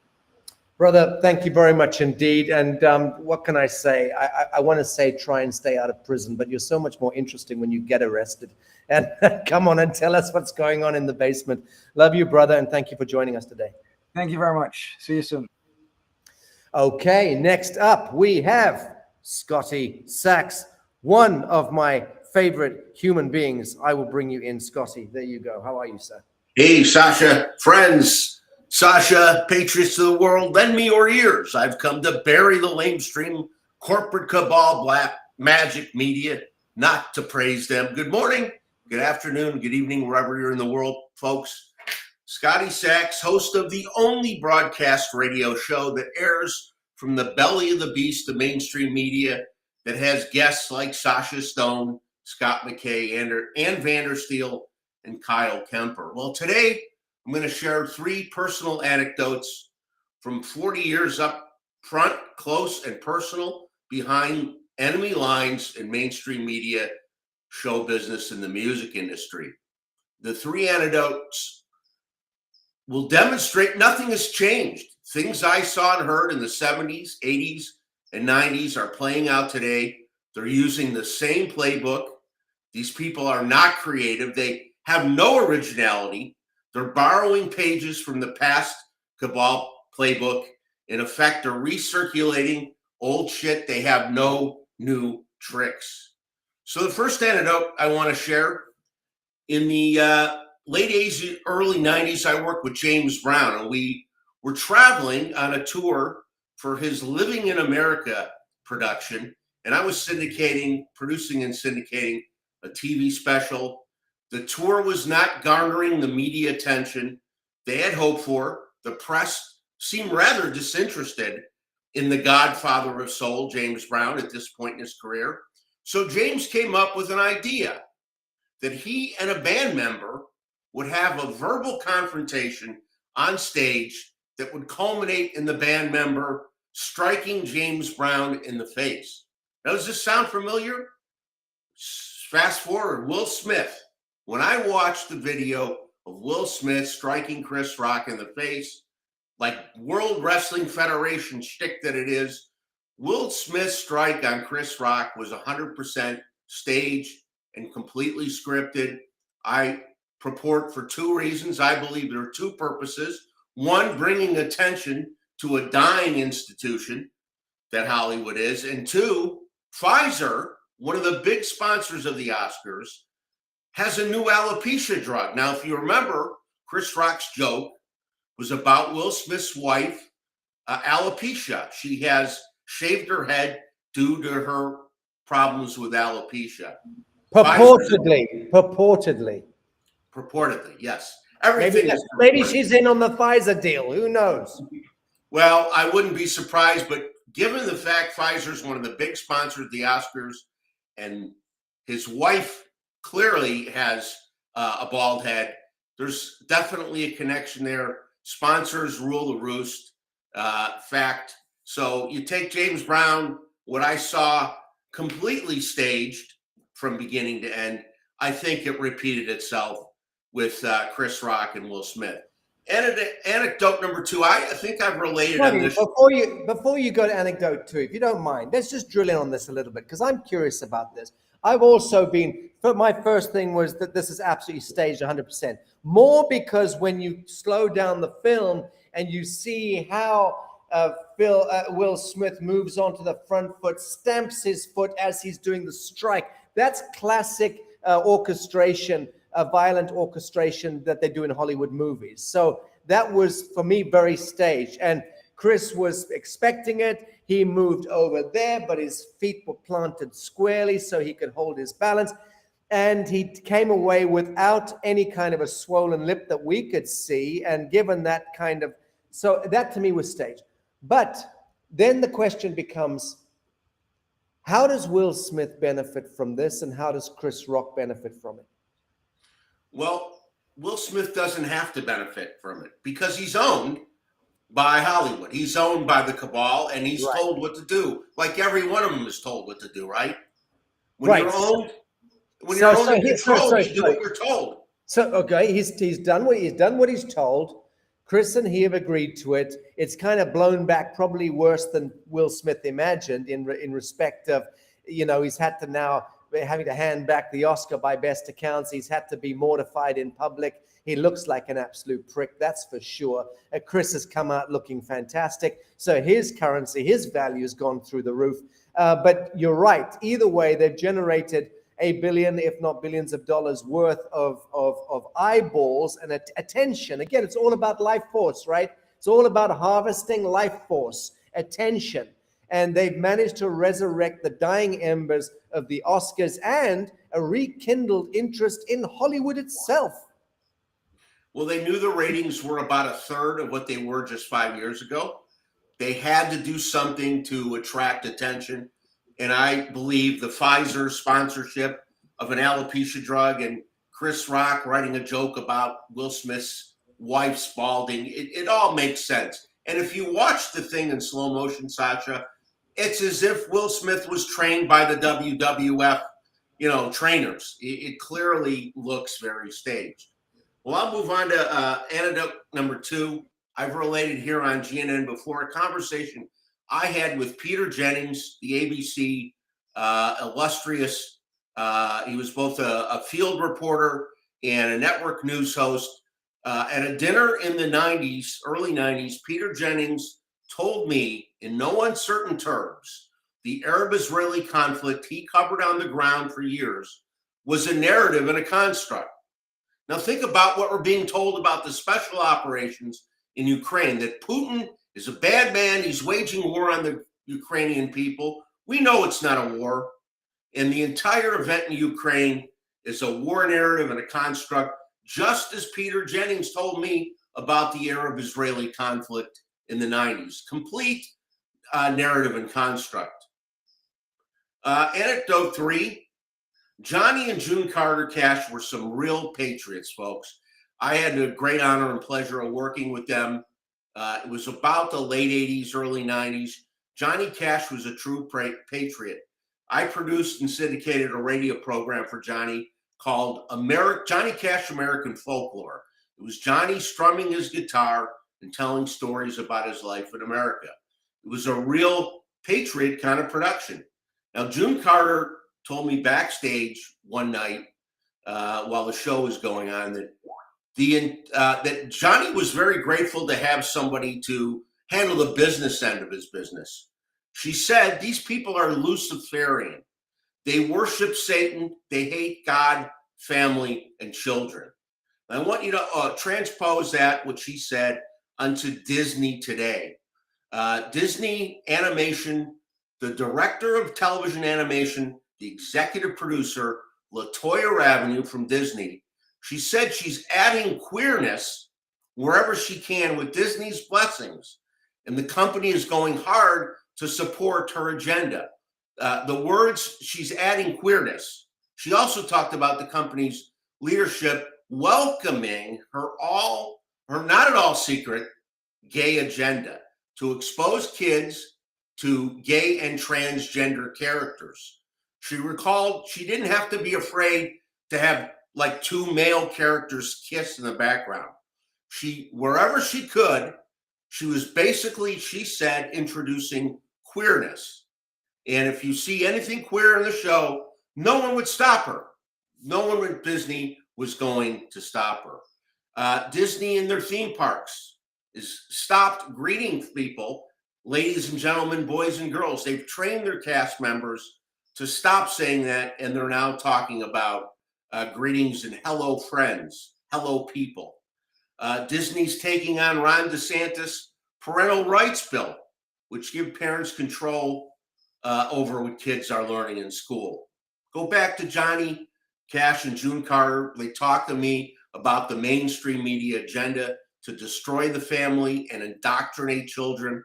That was back in the 80s. And what are we seeing playing out today? Hollywood, the mainstream media, the music industry, the entire cabal complex. Nothing new. Nothing has changed. They're playing the same playbook. It's no different than the 70s, 80s, and 90s. Most of us didn't understand back then what their agenda was. The good news, the cabal's greatest fear, the media's greatest fear, is that we become an awake population. Every issue they push wakes up more people, whether it's election fraud, the vaccine agenda, Ukraine, Afghanistan, inflation, illegal immigration. Their agenda's now out in the open in large part, Sasha, because of people like you and programs like this. We are waking people up, and that's the good news.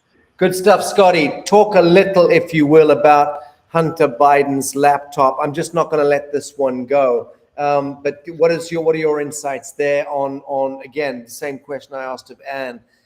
This to me is clearly the Achilles heel of the generational crime cartel in Capitol Hill. What are your thoughts?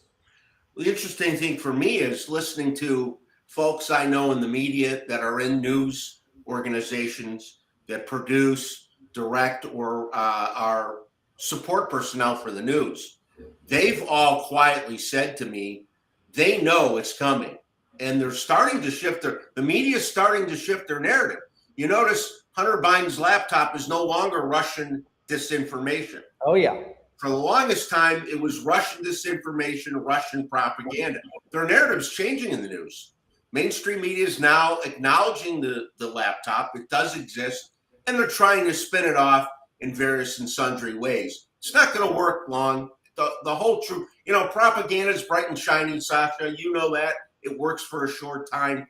But from the media standpoint, everybody I know in the media, they know the truth. They know it's coming out. And frankly, they're pretty darn scared right now. Very good. Scotty, thanks so much for joining us today, brother. Look forward to seeing you in the U.S. shortly. All right, buddy. God bless. Okay, next up, Sean Gissing McNeil. Are you there, girl? Let me see. I've got to look in the back room there. Yes, you are. I'll bring you on. We can't hear you, and we can see you from your delectable chin below, but nothing higher. There we go. There we go. I'm good. How are you? I'm fine, thank you. It's a lovely, lovely sunny, well, slightly balmy day here at the Laguna Talk to us about UK corruption. Talk emphasis, child trafficking taking place courtesy of your friendly government. Okay, so hello everybody. I hope you're well. And so fascinating that collectively this conversation is just manifesting itself so beautifully. And I think I've just fallen in love slightly with William. So yes, what an amazing man. So thank you for being so brave and being on the front line. So in the UK, we have the hub of child trafficking, which was in London. And coincidentally, it's in the Bristol Family Court now. They have changed the hub for child trafficking into Bristol Family Court, which I will be outside of tomorrow, exposing the child trafficking with some amazing, powerful people. And one of the biggest reasons that they've taken the family courts hub into Bristol is because of the port and the access into the seas, and also the airport as well with the private jets, which we saw with Jeffrey Epstein, we saw with Ghislaine, we saw how their network of paedophiles is the only word I can use. How they used and abused the private jet, the high flying elitist network to their advantage using blackmail, coercion, which brings me on to Freemasonry. Freemasonry is a subject that every single living man, living woman, mother, father, uncle, auntie, grandmother, grandfather needs to fully comprehend to protect our children. This is a global network of Satanism. I went outside of the Masonic Hall only 2 nights ago and asked a Freemason to his face about why they swear an oath with a double-edged sword to their neck and a rope around their neck. Now, they do this in order to force their brethren, under coercive control, to scare them and terrify them, that should they break their silence, should they speak out about any corruption, any paedophilia, any fraud, any crime against their other brethren, which is the judges, the police, the regulators, then they will have their tongues cut out and left on the beach. That is Freemasonry. Freemasonry runs the world. Understand Freemasonry, comprehend that, and we as a collective can start to unpick this shit show that we have been put into. So in terms of where we are in England... Before you go on, I just need to qualify that point a bit with you, because I've spent many years meeting with different Freemasons. I'm not acting as an apologist here for those of you who like to think I'm a Vatican agent, but I do want to temper this with my own personal experience. I say that Freemasonry is rotten to the core. But I say that arguably up to 90% are decent people trapped in a stupid system who are in there with the best will in the world, and are just witless, gormless individuals. In the main, there are some very intelligent Masons out there. I was asked a couple of years ago to address a room filled with Masons. They were very intelligent people in the main, had a good esoteric knowledge, and wanted me to actually lecture to them about what I understood. So I just want to put that in there for the more reductive people looking in here. We're not trying to create more divisions here. It's not about attack your local Freemason. It's about understanding that we've really now evolved to a place where we don't need secret societies, for the love of Christ. We don't need to be playing those stupid games to protect the flame of truth or some esoteric hoo-ha. That's really the point here. Please crack on. Sorry. And no. Thank you for clarifying that, because I myself, when I had the conversation 2 nights ago, what is very clear is that the outer circle, the good Freemasons, the ones that do the charity work in the local communities, are actually the PR gurus who have zero comprehension of what actually goes on at the top of the Satanism, the paedophilia, the child blood drinking sacrifice, the SRA. They have no comprehension of that. So it's not even in their fault. You know, it's not their fault. So there is definitely a circle within a circle within a circle. And it's the core that I'm focusing on, and I'm spreading the light and the truth upon that inner core circle, which brings me on to Teresa Villas MP, Conservative Member of Parliament, Chippenham Barnet, who is the Privy Councillor to Elizabeth II, connected to Prince Andrew. She is Mossad MI5 MI6 GCHQ agent who attended my wedding of only 20 people upon invitation of my ex-husband, who is infiltrating my life and the life of my friends. And this is what we're seeing. This is why William's knowledge is so powerful. What is happening is these secret society agents are infiltrating anyone that is standing up in the truth. And the way that we can protect ourselves, because I was just reading the comments as I've been listening to people, the way that you protect yourself is through clarification, using peace and transparency and truth. And that's all we're here to do, is to strip back the lies, to stand in sovereignty, and to command the truth. We cannot be lied to anymore. So when these policy enforcers, when these actors turn up at your door very peacefully, you don't open the door. I, on my website, have put the legal entrapment card for everybody to instill the knowledge within themselves to stand in the sovereignty. And it's all about asking questions. Who are you? Why are you here? Can I see your ID? Be peaceful and say that I'm here standing in the truth to ensure that trust is re-established between us, the people, and those that wish to govern us. That's all we're here to do. And we'll want to do that in a place of peace and sovereignty and truth and transparency, because that is only how we regain trust. So here in England, going back to the trafficking, we are seeing in the family courts, the reason they have silenced and privatized the family courts is to protect the judges. It's not to protect the children. What some of these judges are doing is ripping children, innocent children. They're targeting vulnerable families, single mothers, and creating false allegations through the social workers, through CAFCAS, through child protection services. And these agents have zero idea what they're doing. They don't have the mental comprehension that they're participating in child trafficking, ripping innocent children away from very loving mothers and fathers. And we're seeing this in the heart of Bristol Family Court. That is the hub of England for child trafficking. And I can prove that time and time again with the overwhelming evidence coming out of that court.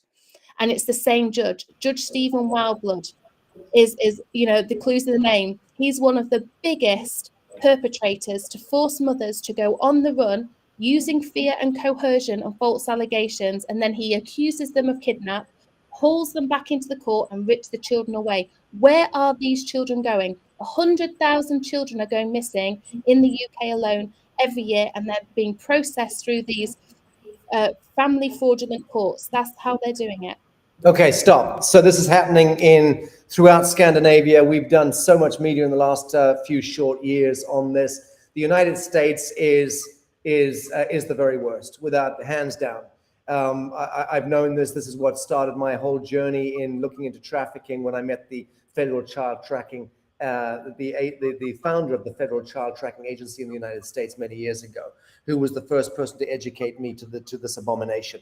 But we're talking about worldwide millions upon millions upon millions upon millions of children being trafficked. Now, there's one thing, snatching unregistered kids off the street in some developing nation and processing them into, ritual harvest or pornography or slavery or whatever.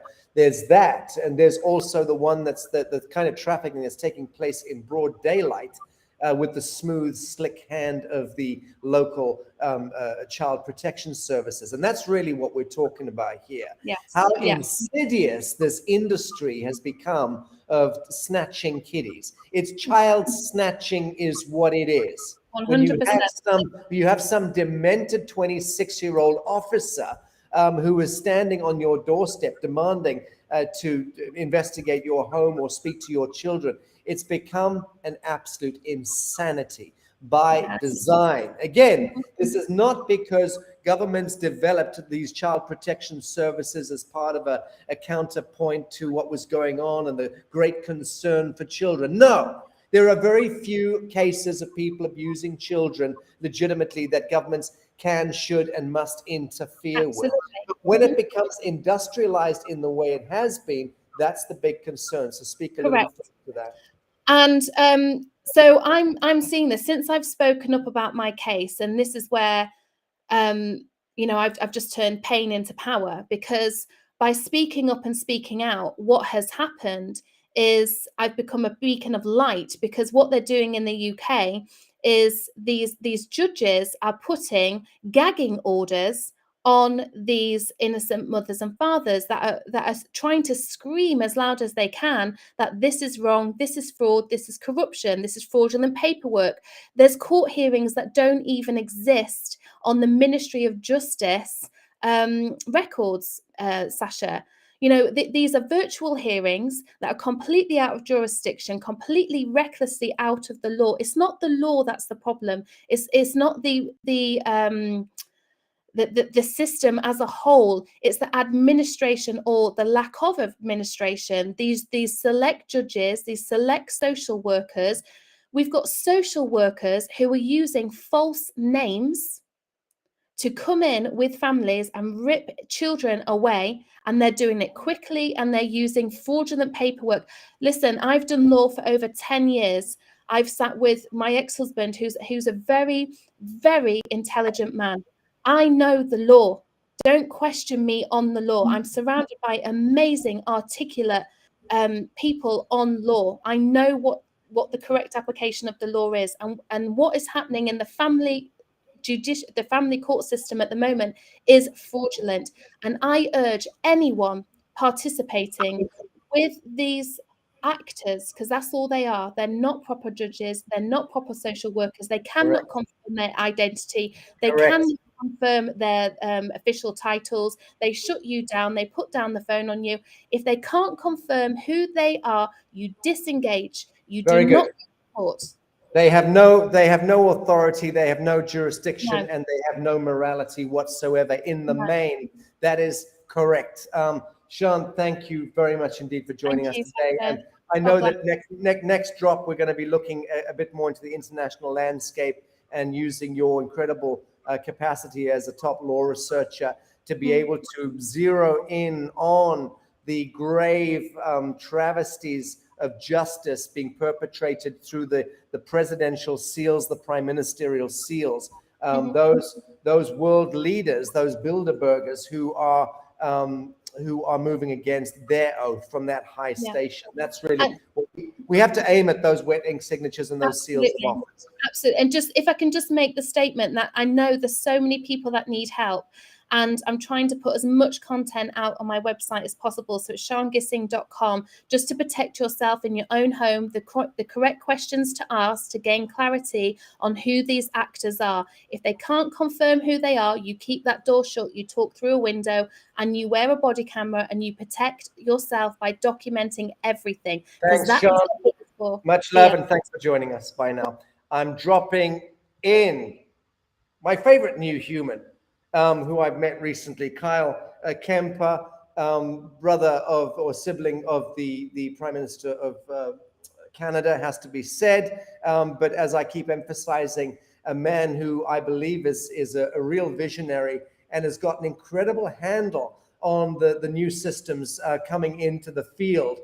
Pay attention to what this man has to say. He's fascinating. Kyle Kemper, good to see you. Sasha, great to see you too, buddy. I'm glad that this restream is working out well as well. Well, thank you for the technical assist. What's that on your screen that we're looking at? So these are sound boxes. And this is something I wanted to mention after the last show. These are the loudest portable speakers on the planet. And they also, you can connect them to your phones with Bluetooth, and you can also connect wireless mics to them. And they pair together, and you can pair up to 5 of them together at once.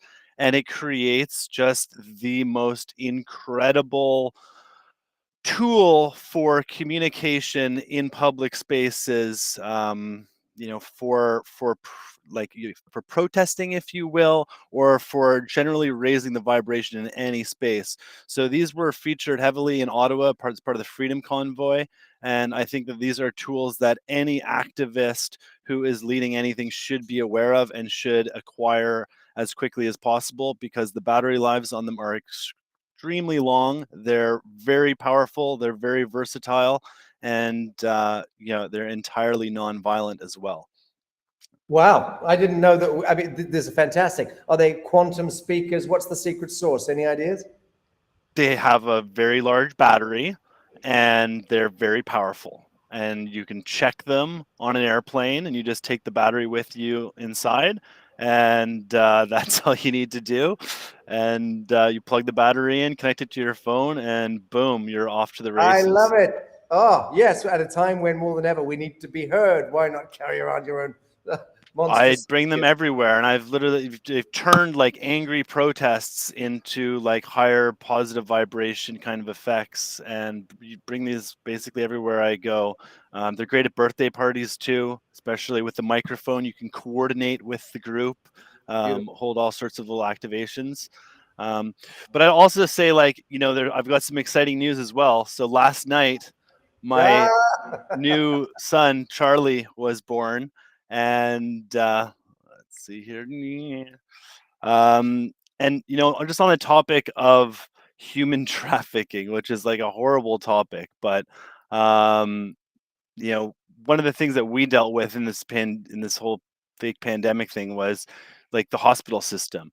And I remember my wife went in to go get a routine exam done, and they said, "Oh, you need to wear a mask." She's like, "Look, I'm got terrible morning sickness."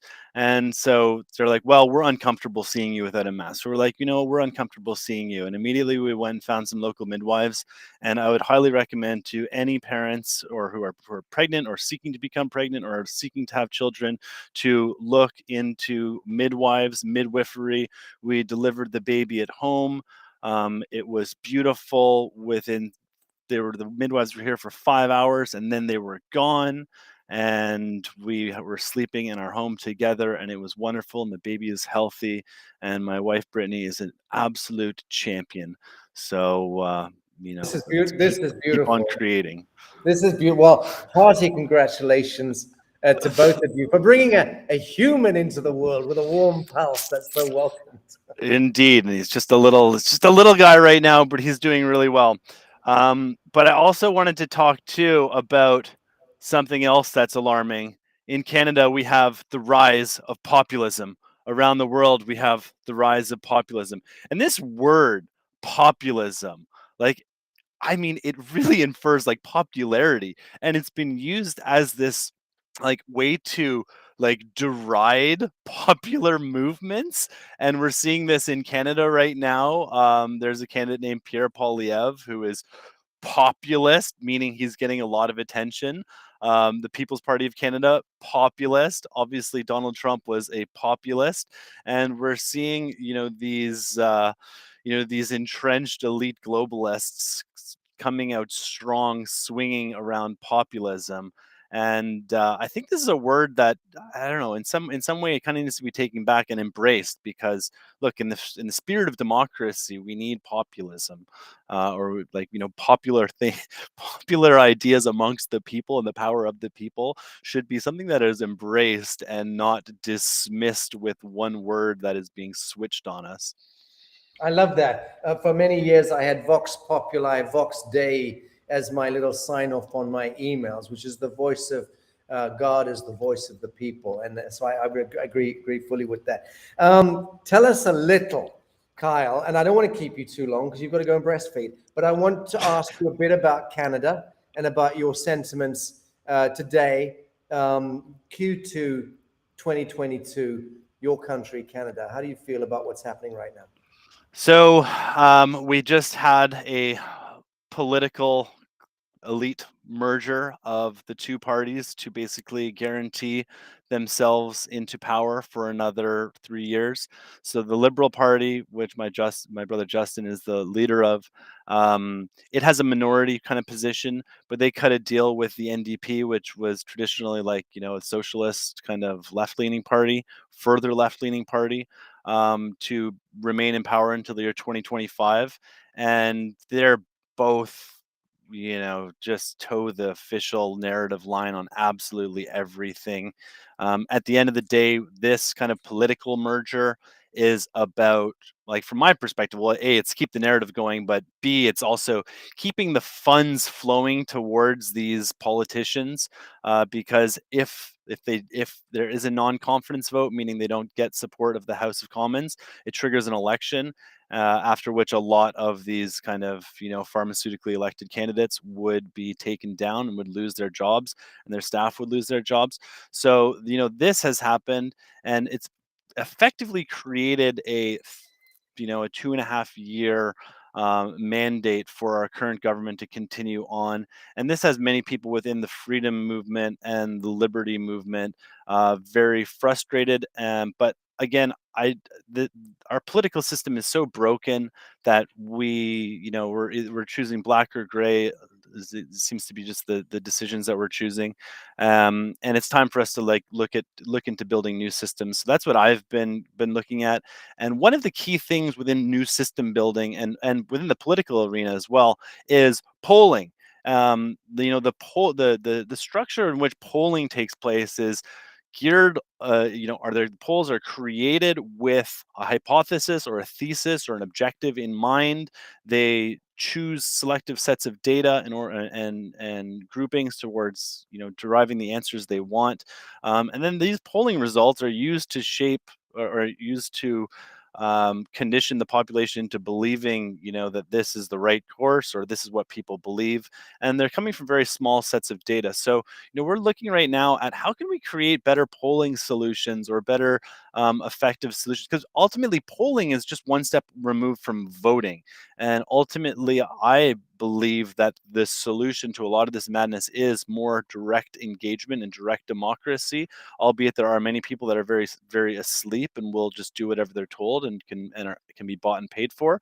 But I think if we offered more people an opportunity to engage and be informed in the decision making, we'll have a more informed population and more informed set of people, in which we can actually have discussion and debate around things, as opposed to 363 politicians in Ottawa who have no idea about the subject matter they're voting on, voting through based on party lines and corporate profiteering and lobbying dollars. So I really look at polling as being one of the key areas, and that's where I'm kind of focusing some energy and attention now. Well, I personally think that taking down government altogether should be the critical focus. But and just go along with me for a moment. Path of least resistance to the highest outcome. What should people of Canada? Let's look at Canada as the petri dish of the globalist fantasy. What can people of Canada do? What should they be doing in the now? Every single one of them, in order to bring about the highest outcome, i.e. a termination of the government that's in situ, but not just the government that's in situ, government as it's become, which is a luciferic thrall over our humanity. What should people be doing, the mechanics of doing stuff to end this tyranny? Well, it sounds like you had some sort of answer for that. So, Sasha, I would put it to you. What do you think people should do? So stop paying taxes. One, I've said this now for nearly over 20 years. Stop paying coin to Caesar, and do not render unto Caesar that which is not Caesar's. That was mindfuckery in the first instance, being told that you owed a tithe to the church. The church and the state have never been separate. They've always been the same thing. So there is not a separation of powers. Never. Stop paying taxes. Right. And well, the next thing is that actually is the source code, because the tithes lead to the corrupt governance structure and then superstructure, whatever that is. But it's more about disengaging the mind from the dream spell. So disidentifying from all of the iconoclasticism that's painted on the screen of life for us. In the modern context, the liberal intellectual will lean over the glossed mahogany dining table and say, oh, but, you know, we have a separation of powers.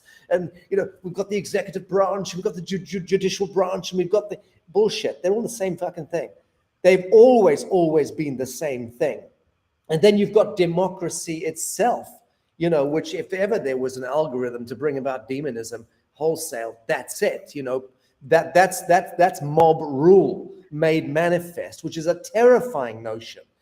So I would suggest that paying coin to Caesar, Kyle, is step number one. Step number two is to disidentify from the images that are painted for us on the screen of life and start to study the navel, start to study the Fibonacci sequence in leaves falling from a tree, anything but look at the status quo.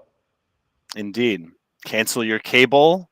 Disengage from the existing stop giving it power, stop giving it attention, go out, engage with your neighbors, engage your communities, stop thinking about things from a global perspective or a national perspective, and actually connect with those around you and have, you know, discussions about how you can become civically engaged. I think civic engagement is a real thing. I mean, that's how communities operate, and coming together and working together, you know, at the lowest levels, at the municipal levels. And, you know, people also is like, you know, how can we get involved? So, you know, there is an opportunity to get involved with the existing system. I mean, I'm a proponent of that. You can't fix the system by fighting it, build new systems that make it obsolete. So I look at, you know, especially given we're in this, you know, technological golden age of so many different exponential technologies all around us, why are we using Morse code, you know, to make decisions at this grand scale? Right, So. and well, that would be because the compliance and regulatory authorities insist that we're only allowed to use Morse code. We're infantile, we're infants, we're charges of the state. We're not equipped to make our own decisions. God forbid we tap into our own creative impetus and our own divinity. Kyle Kemper, you are a beautiful soul, but not half as beautiful as Mrs. Kemper, it must be said. And you're under instruction now to go to the maternity ward. Kyle, thank you for joining us. No maternity ward. It's our home. It's our house. It is sacred. It is beautiful. Thank you very much, Sasha. I appreciate everybody. Love to all. Keep up the great work. Thank you, Kyle. Thank you. Great. And Kyle, stay in the green room momentarily if you can, just for a couple of minutes, because at the end of the show, which is a few minutes away, I wanted you to introduce you to my best friend. Where is he? Come on, friend. Yeah, you know I'm talking to you. I can see you in the green room. Scott McKay, Patriot Street Fighter. There he is, my friend. I don't shave on a Sunday for anybody but Sasha Stone. So great to see you, buddy. Scott, you're diminutive on my screen. You're very small. I should really sit back and be on a balance with you. Hang about. Yeah. Now How do I proportionate? How can I project myself better? I need to know how to look project wonderful. I'm going to bring you myself onto the big screen. Scott, Patriot Street Fighter Intel drop update, please. The floor is yours. Great to see you, my friend. It's always a pleasure. Well, let's see what's happening today. One thing I want to talk about is I'm going to adjust my camera as I'm talking, but I can tell you that, you know, I've been working on getting people into the fight out here in America, specifically in any way, shape, or form. We've done tours. We've done a lot of things to get people to understand that sitting around listening to intel every day as a human species is not going to get our country and our world back. It's going to take a fight. It has to be a fight. It's the only way we win. So that's why we shifted last year into, you know, just nothing but intel drops, into getting people in the fight. And I got to tell you, we just launched an initiative, a new part of the movement in the last 2 weeks called Operation Tomahawk. Many people now know what it is. And I know you so fondly would refer to it as Operation Hatchet, but for the time being today, we'll call it Operation Tomahawk. So, you know, Sasha, I mentioned this a couple of weeks ago that we were going to start identifying companies that actually serve humanity, not the ones by design destroy us. The first targets have been these chemical companies and, of course, the big box retailers. We put this in motion. And all I can tell you is I actually had to have a technology platform built to handle the tidal waves of people that want to play, because as I explained to them, as we do what's called the Patriot Switch, we clear out our cupboards in our houses full of all this toxic shit, laundry detergent, whatever's under the kitchen sink, the bathroom sink, shampoos, all these things that have known toxins that absorb into our body. And our military intelligence back channel had specifically told us in Intel Drop 1010 that it all starts when we're babies. And as they dropped it in there, they talk about the chemical companies cleaning your house with it, baby on the floor, hands in mouth, the start. That's the start of when they start to poison us with these chemicals, and they sell us on the idea that we actually need this stuff. So what I did when it was brought to me, I just saw a whole different vision for this thing. I'm like, that's it. This is a way we can start launching epic economic warfare on these bastards. We're kicking their asses in information warfare. That's why you and I are still alive, and these people have exploded worldwide.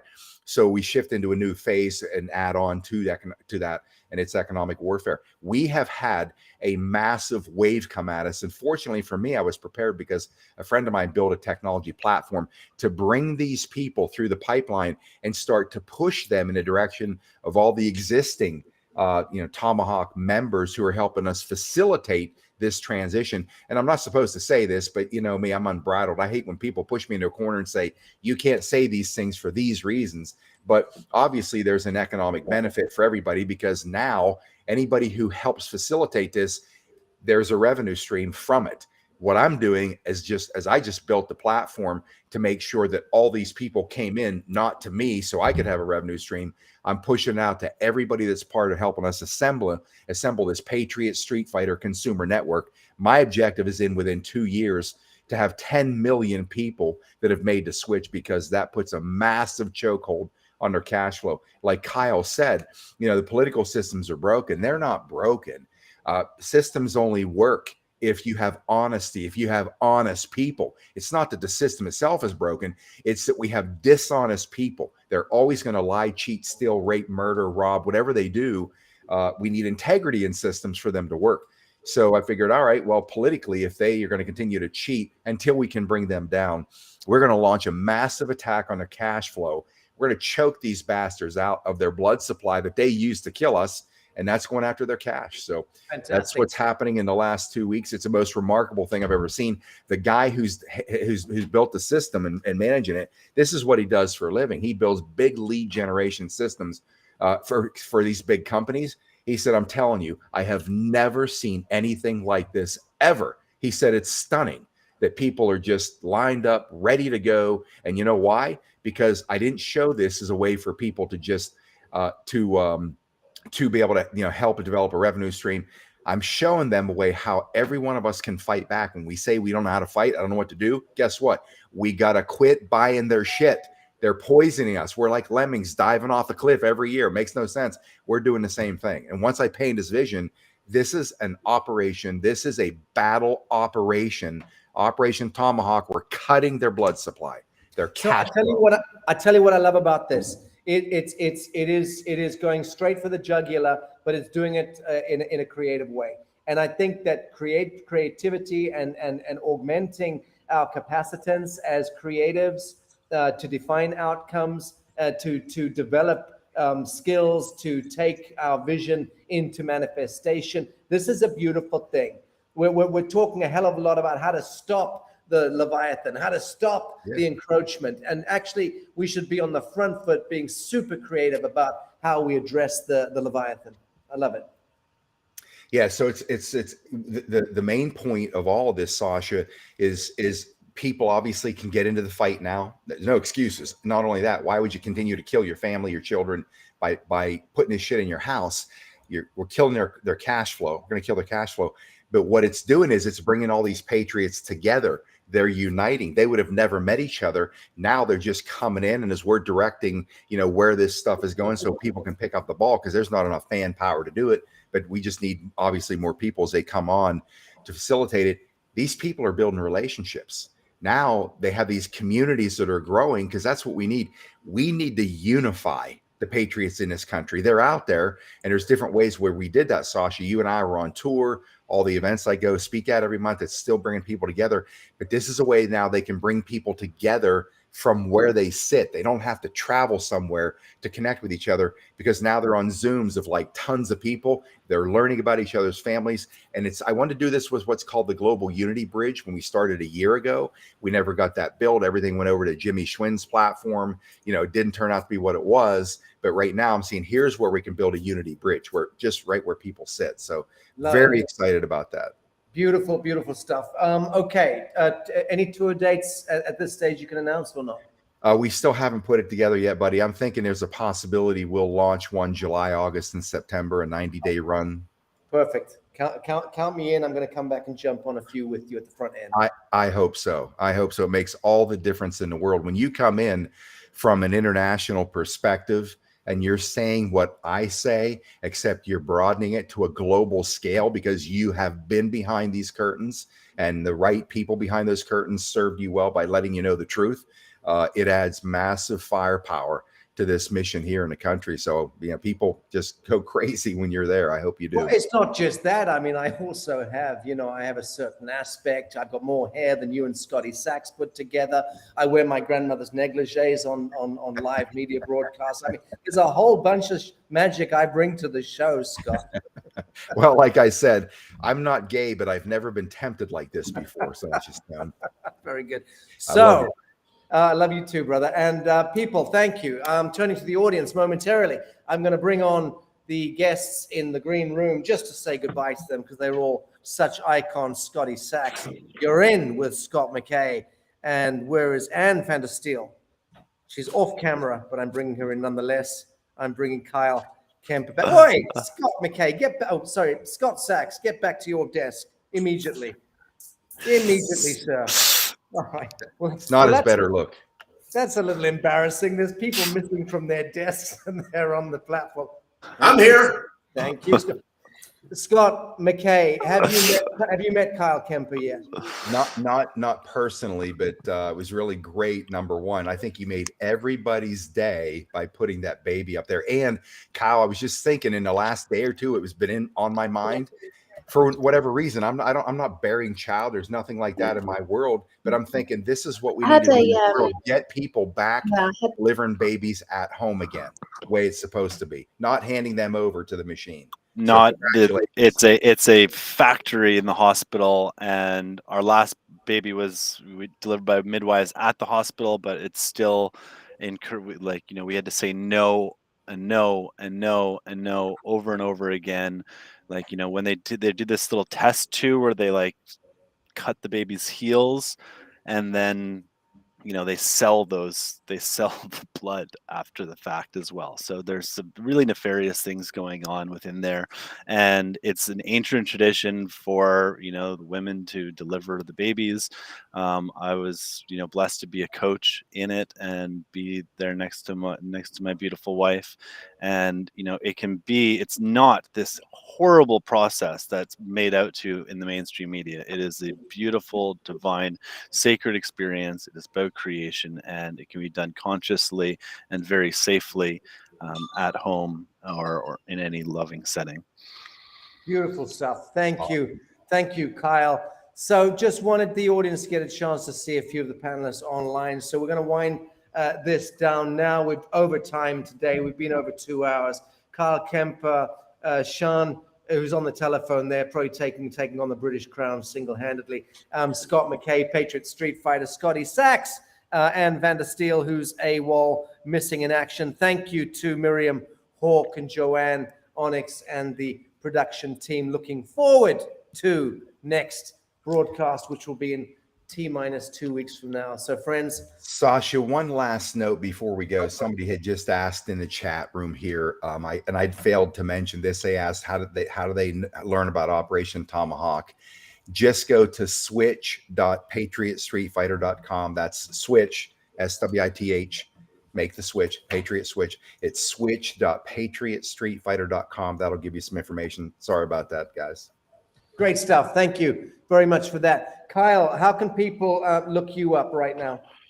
Well, I'm just at Kyle Kemper on Twitter, and I'm on Patreon as well, and on YouTube, and I don't know, I'm pretty accessible across all channels. On that note of switching to, I've just kind of partnered up with a team called Public Square out of San Diego, and they're doing a really great freedom-loving social network, marketplace, and fountain for civic engagement. So check them out, publicsq.com. And Good stuff. Thanks very much. Thanks Thank very you. much. All right, friends, that's it. Sean, you can wave. We're sending you all down the pike right now. Bye, Scotty Sachs. Thanks, Kyle. Love to Mrs. Kemper. And I'm dropping you out, Scott McKay. See you soon, brother. Okay, friends, that's it. That's it for today. So this is the new platform. By all means, send your complaints in, but not to me.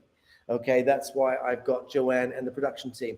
But I hope that this is a little bit more digestible for some of you. We've been syndicating on multiple platforms, so I can't tell you how many thousands of people are in the audience, but I know it'll be very substantial. By tomorrow morning, it'll be exponential.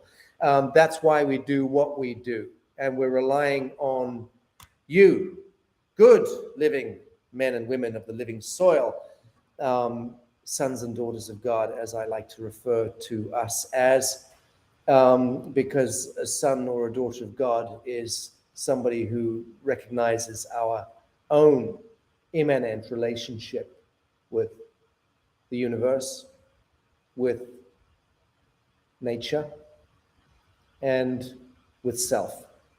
So that's how we reclaim ourselves from the kingdom of the devil, by being real and by stepping out of the indentureship. Friends, thank you for joining me. www.ariseguerrillanews.com. Please help syndicate this after the event. It'll go up on multiple platforms, but it relies on you to syndicate, because I can't syndicate personally. I'm largely offline now. Thanks very much for joining us, and we'll see you again in about 2 weeks' time. We are going to be upping the ante and creating a weekly broadcast. I'm going to be asking my friends, activists, and influencers to co-host alternate shows. So let's see how the numbers grow. I'm going to end the stream now. Thanks, friends.